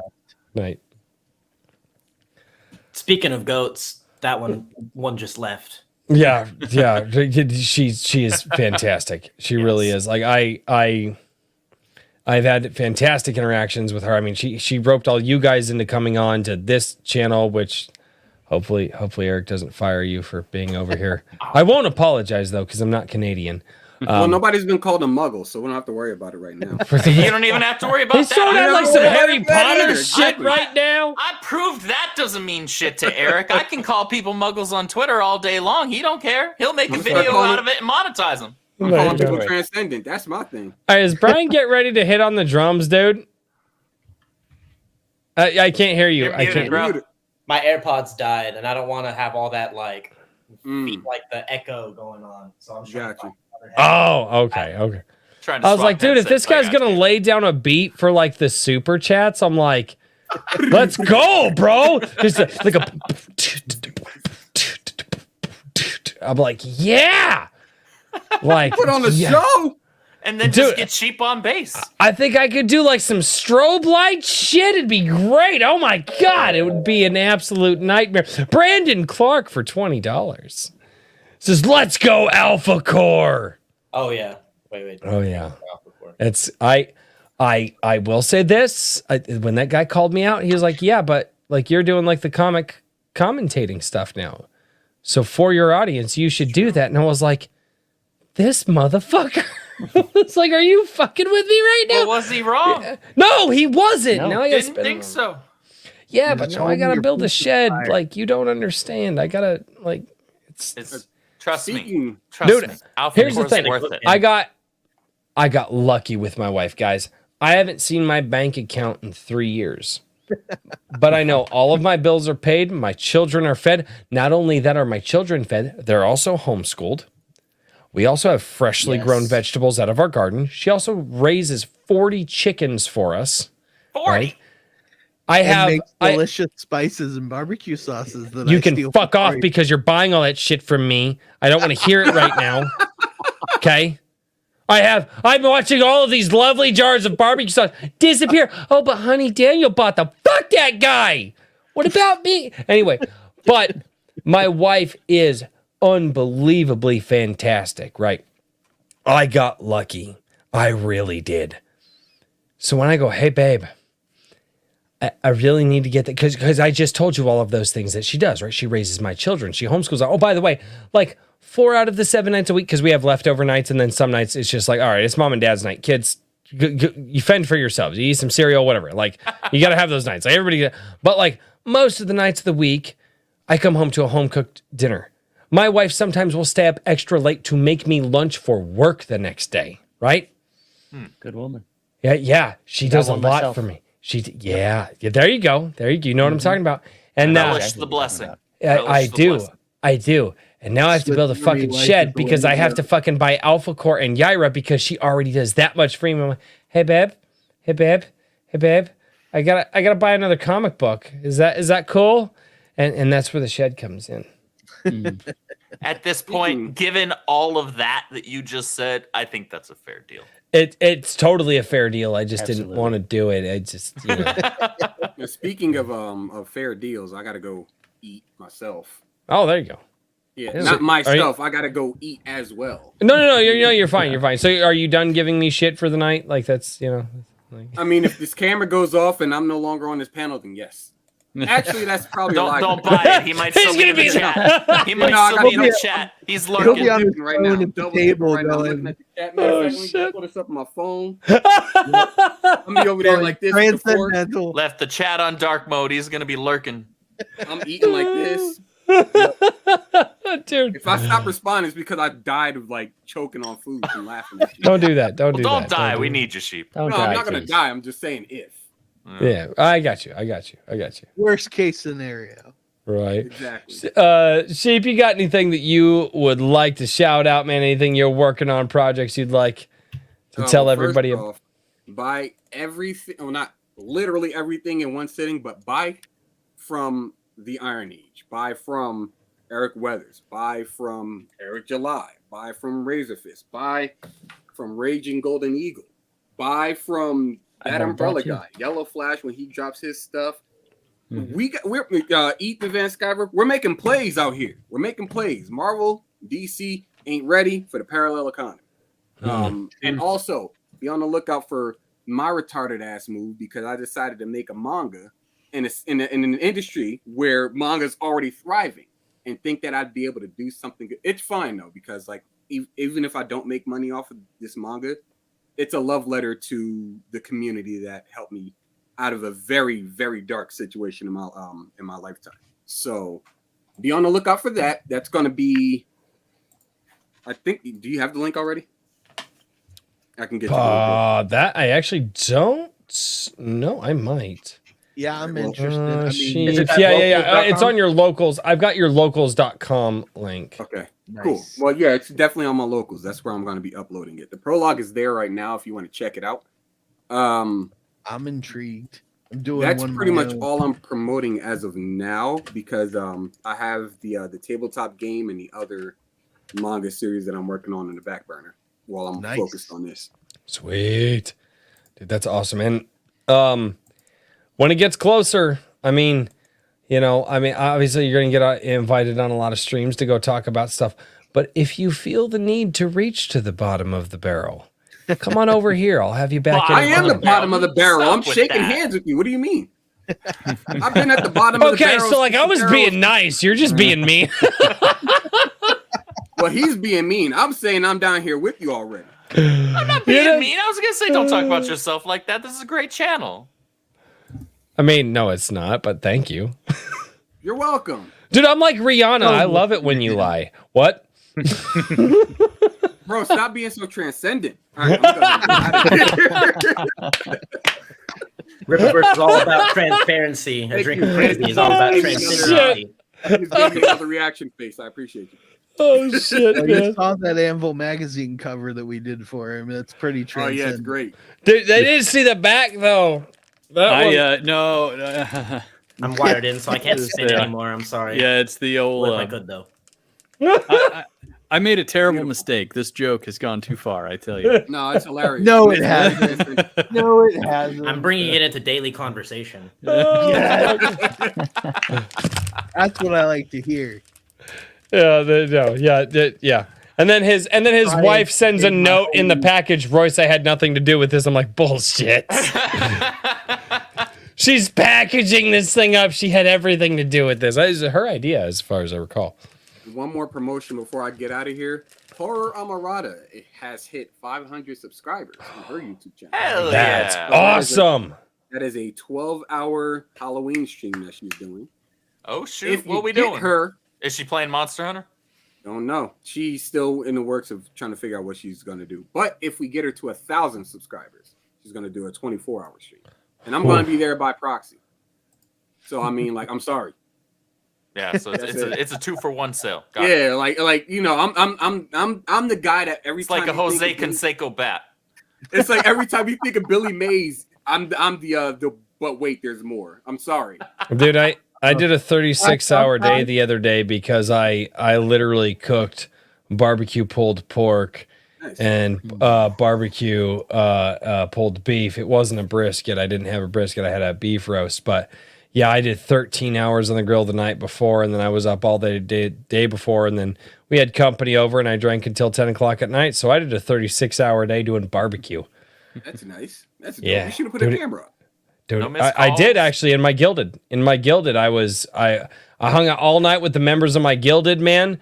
We talked about everything under the sun. People from all over the world were tuning in and coming in. And it was a live stream. Everybody could talk in. Everybody was on camera. Dude, it was awesome, man. It was so cool. Had a couple dudes hang out with me all night. Like it definitely made that easier. Because if I'd have just sat there and had to monitor the fire myself all night, like it'd have been kind of like, eh.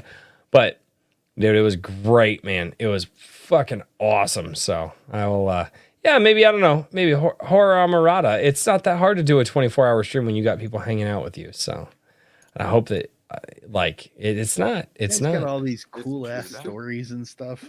True that. Only thing I've ever done is a 2-week edit job. Nice. That was. I know who he did it for too. That was brutal. I know who he did it for too. I have. All right, I'm out of here. All right, have a good night, man. I gotta get back to Later, super brother. chats. I keep you guys all night. Have a good night, man. Sheeps. Catch See you you later, guys. brother. Have a good night. See ya. All right, Tim Allen for $10. Has anyone at the Rippaverse tried mead? And if so, do you like it and enjoy it? And what mead are you partaking in? It's I been wish a while Kara since was we had a in mead here. question. Yeah. it's How Tim is Allen. how is there a question? Like mead is mead. I've had one before and I hated it. It's been a while since I've had any, but I liked it when I did. It was so overly sweet. Yeah, I didn't mind it. I didn't mind it. Not I. It's delicious, but I don't understand the question because it's mead. How there's not much variation to honey fermentation. What I had, it was so overly sweet I couldn't. But I don't like sweet anything hardly anymore. So Fair enough.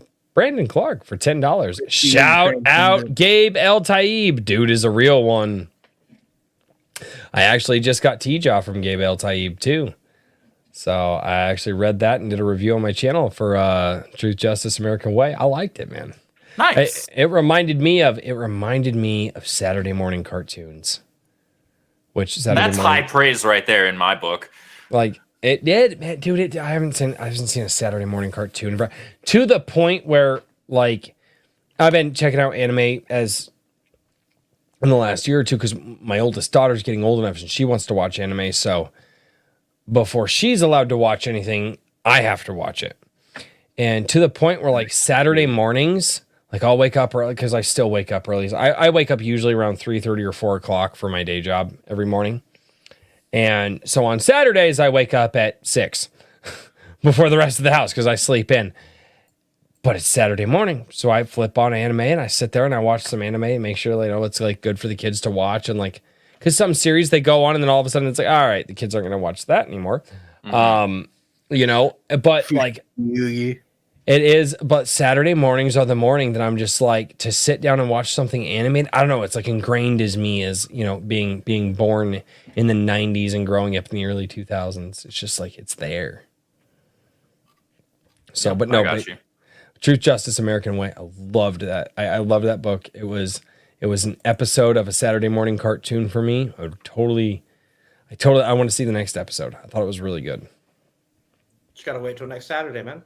Yeah. Right. There you go. Right. I did, and then I didn't get the next book. Anyway, Raving Dad Gaming for $2. Dragon Ball Z Abridged Vegeta. I'm back, bitches. Have you guys seen Dragon Ball Z Abridged? I saw back in the day like the first couple of episodes, but that's it. The uninitiated. If you guys have ever seen Dragon Ball Z and you remember a lot of Dragon Ball Z, I own the entire franchise. they on DVD. parodied that show so well. It is it's uncanny the way that they took those jokes. It is hilarious. It's transcendent. That's the word of the night. I think. Yep. Why did I say that? Why did That I say word that? is going to haunt Royce for the rest of his life. Yep. Are born. I fuck up every stream, and I was it's not a bad word. It's not. No, it's just the chat. Once No, the no, chat sinks no. its teeth into something, it doesn't let go. It's bulldog mentality.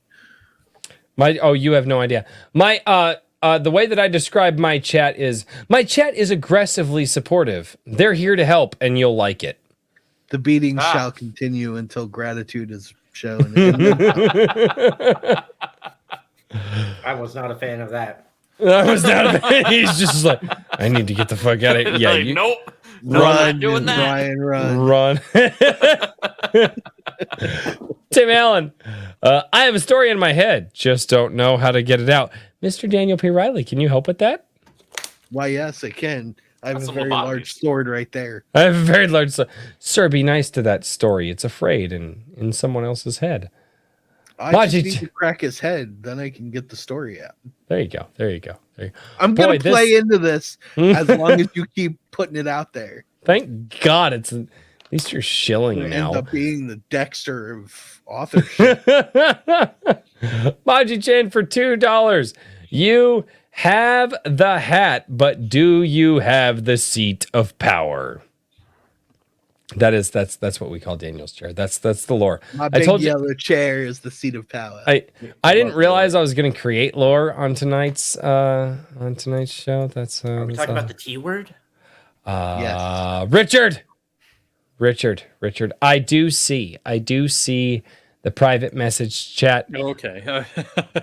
I'm just kind of like slowly. I'm getting farther and farther. Dude, I am so bad at checking the private chat on stuff like this. We've also passed the 3-hour mark, so yeah. I usually jump off at the 2 hour, or hour and a half, depending. Richard, so I'm like very, very pumpkin-y, as Carol thank you for hanging out.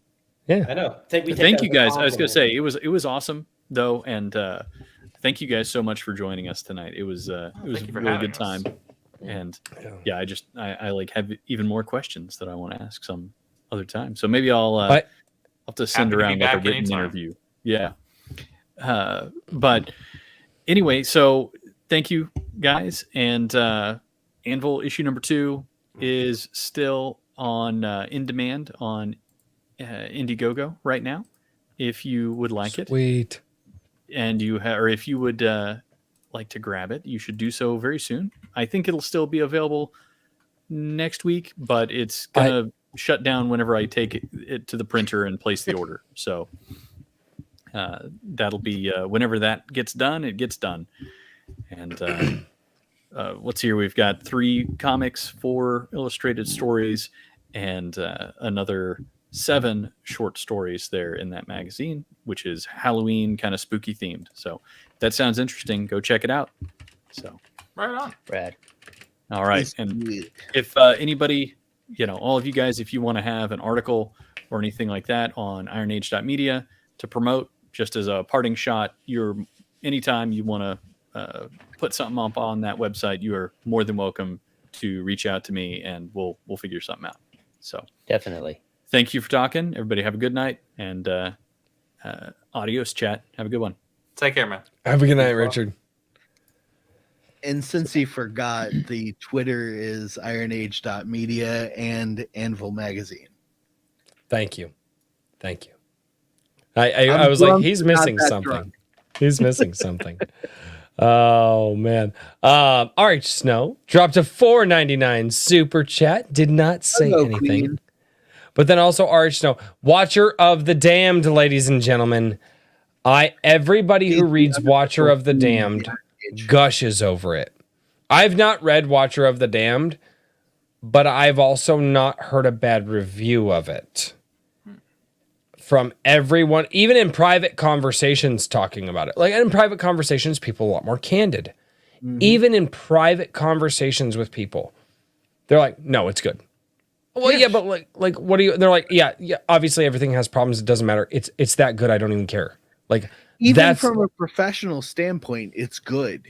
It's well written. Yeah, and not only that, but that woman is a force of nature, and she, in one interview, she lit the fire under the asses of everyone who was in our chat that night, and all of them were like, "We need to try harder tonight." Because of how this woman inspired them. Wow. Yeah. That was Iron Age Nights number 18. You can find that on the A Drink with Crazy, the ADWC replay channel. Yeah, she's awesome and she's super supportive.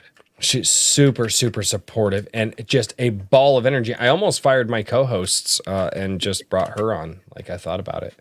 I mean, it makes sense. All I do is drink. It's fine. I drink and host? Question mark? Question mark on which part? Yes. The hosting part. All right, Snow for $1. Right. All right, Snow for $1.99. Says, I love you all so much. Go live life on Legendary. And that's how she be. Go live life on Legendary. That's why she's the queen. Love that. Yeah. Joseph Peck. Sheep. Sheep greater than goats. Taste, behave, and look better. Yes, sheep are better than goats, and they do. I love lamb. You're gonna get a goat, Royce. I don't want to fucking go. I don't want to go, dude. I know what them. I don't want to. Shut up. I hate. I'm gonna start telling my wife like, "Hey, baby, you can't talk to the Iron Age people," and she's gonna be like, "Yeah, go fuck yourself." And I don't know what I'm gonna do. That's like, correct. I don't know. I married a spicy lady, but it's and awesome. You're gonna deal with a goat on your roof. I don't want to fucking go. I'm not buying it, dude. Truck, for a month, they'd be like, "Royce, you got to buy her a goat." I don't want to buy her. Why would I buy her a goat? Because it'll be transcendent. No. Oh God! Damn it! Because the transcendent goat. It'll be. There are some jokes there. There, definitely, yes. Oh fuck! I'm gonna leave him alone. Oh. Make sure you collar that thing because it's gonna end up like 2 counties away, and you're gonna need it back. I'm not buying a goat. Maji Chan for $2. This is when I rolled up the comic book, and I was like, "Yeah, no, you can beat the cat with this thing." Maji Chan sends a super chat for $2. Says, "Leave the cat alone. I've not beaten a cat with isom." Yeah, allegedly. Not allegedly. I've not beaten a cat with isom.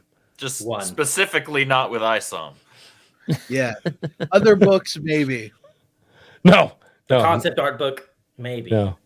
No. I did. I as many cats as I have. When it's 2:30 in the morning and your foot hurts in a way that is not normal, and you get shockingly woken up, cats tend to fly sometimes. Yeah, imagine a goat. Yeah.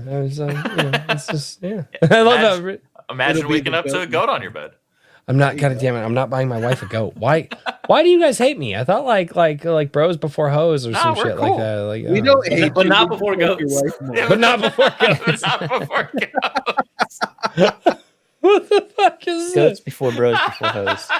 Goats before. Goats before bros. I need that shirt. I need that shirt. Yeah, people would look at that and be like, "What the fuck?" That's. I will make that happen. Oh just my for God. you. I was trying to help independent creators, and we got That's the goats. amazing. Bros before hoes. Got it. Goats before bros. Goats before bros. Joseph Peck for $5 says, "This comic book." Oh god damn it. Give me a second. He needs a minute. Mm-hmm. Oh. He needs some milk. This comic book has crease quality of 6 cat lives and a tear resistance of 39 cat. Overall durability still being tested. Royce needs more cats.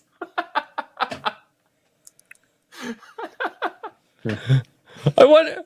That is one thing that I've always wondered. I'm like, I wonder what Eric July would say about me twisting up his comic book like that on stream to be like, "Hey, you said it was good quality." He'd probably be like, "Thanks for the $35." Like, yep. Do what you want with it. You bought it. It's yours now. Do whatever the fuck you want. Again, I bought one for that, and then another one that we don't do that with. I mean, you guys can see here. I've got all the cards up here. Like, so it's actually $70, and therefore totally worth it. I think my first purchase, my total purchases from the first campaign were like, it was over 100 because I bought the Documon cards. I bought a signed copy of cover B. I bought cover A. For the second campaign, I only bought cover B, which Ethan Van Sciver knocked that out of the fucking park. Holy shit! I'm sure Eric's happy with it, and you can do whatever the hell you want with the second copy. Yeah, Yes, he did. Yeah. Dude, it's so good. Yeah. No, I got it. Right. Ethan's work is fucking stupid. Yeah. I did. You pick up his book and you're like, "Oh, this is why this took 3 years." Mm-hmm. Mm-hmm. Because it looks gorgeous. Oh yeah.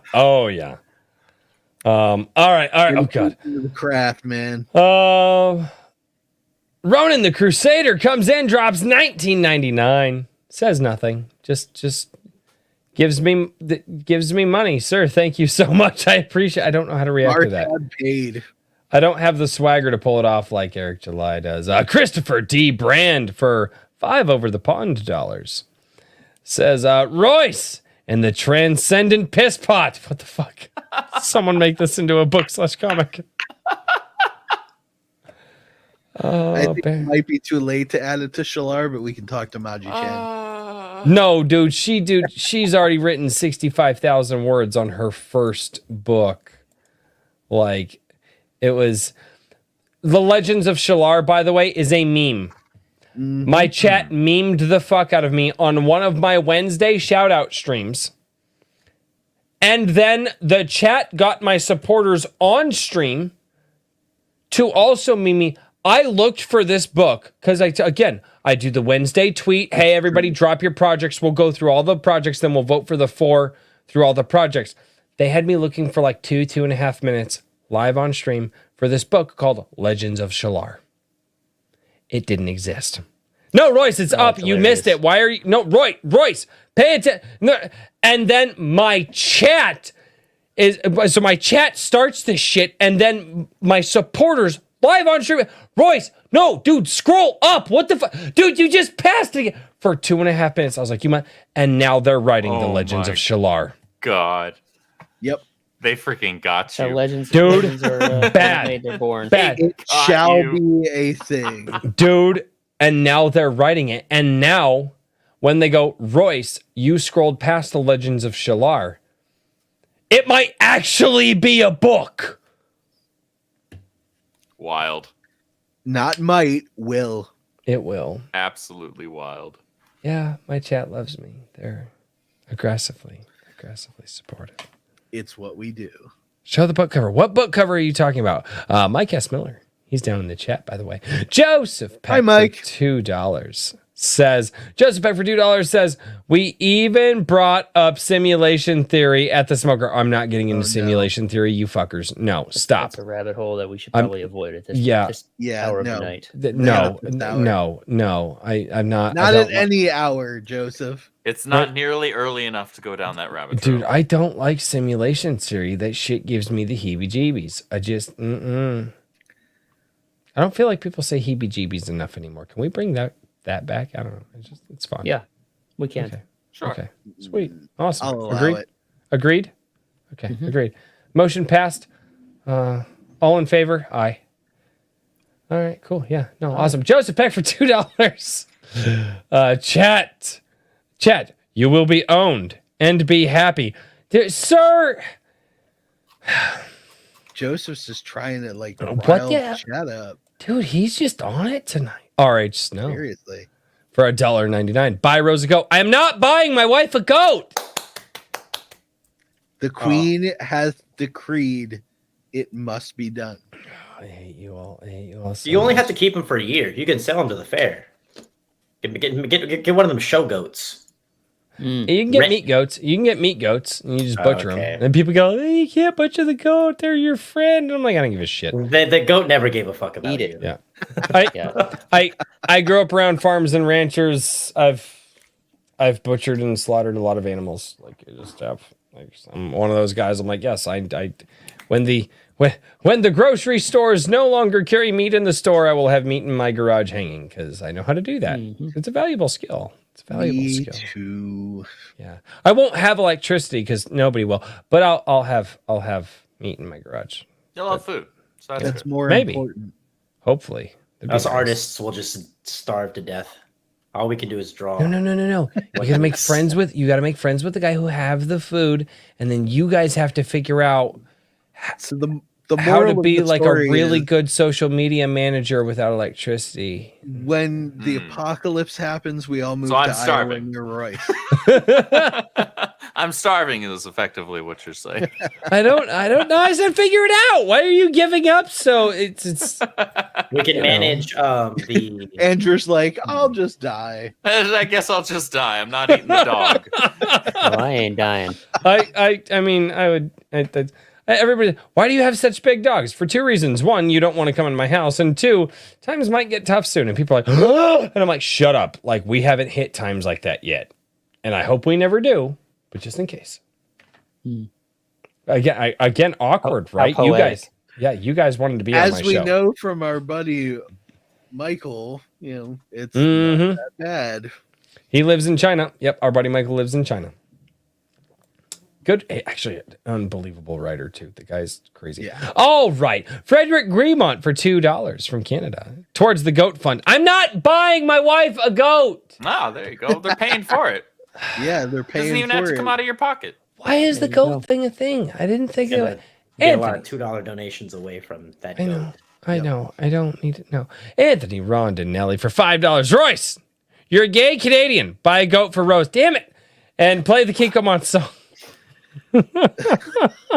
Kikoman's not even here, and we're still getting requests for the Kikoman song. I know. Oh my god. I don't know. It's pretty late. We've gone fairly long. I don't know if I'll play the Kikoman song. I don't think these guys want to stick around for the Kikoman song. So, but 3 hours and 20 minutes in. No. Well, this is one of the longest shows we've had in a while, and it's been a hell of a time. But I guess it's time to do the outros. I guess it's time to part. It's time to part. And with those partings, do your best shills, gentlemen. Don't go light on the shills. If you don't have a shill, I don't know what to do. Just what's a shill? If you don't have a shill my book. Yeah. Yes. See? Yeah. That's what I was gonna do. My book isn't ready, so I'm gonna say that you should go to battlebitgrow.com and check out Mr. Weathers' book, because that book deserves far more eyes on it than have already been on it. I have it up in my browser. There's a real all-star team working on that project, and the concept itself is just a ton of fun. And guys, really if you get it from his website, one-of-a-kind covers.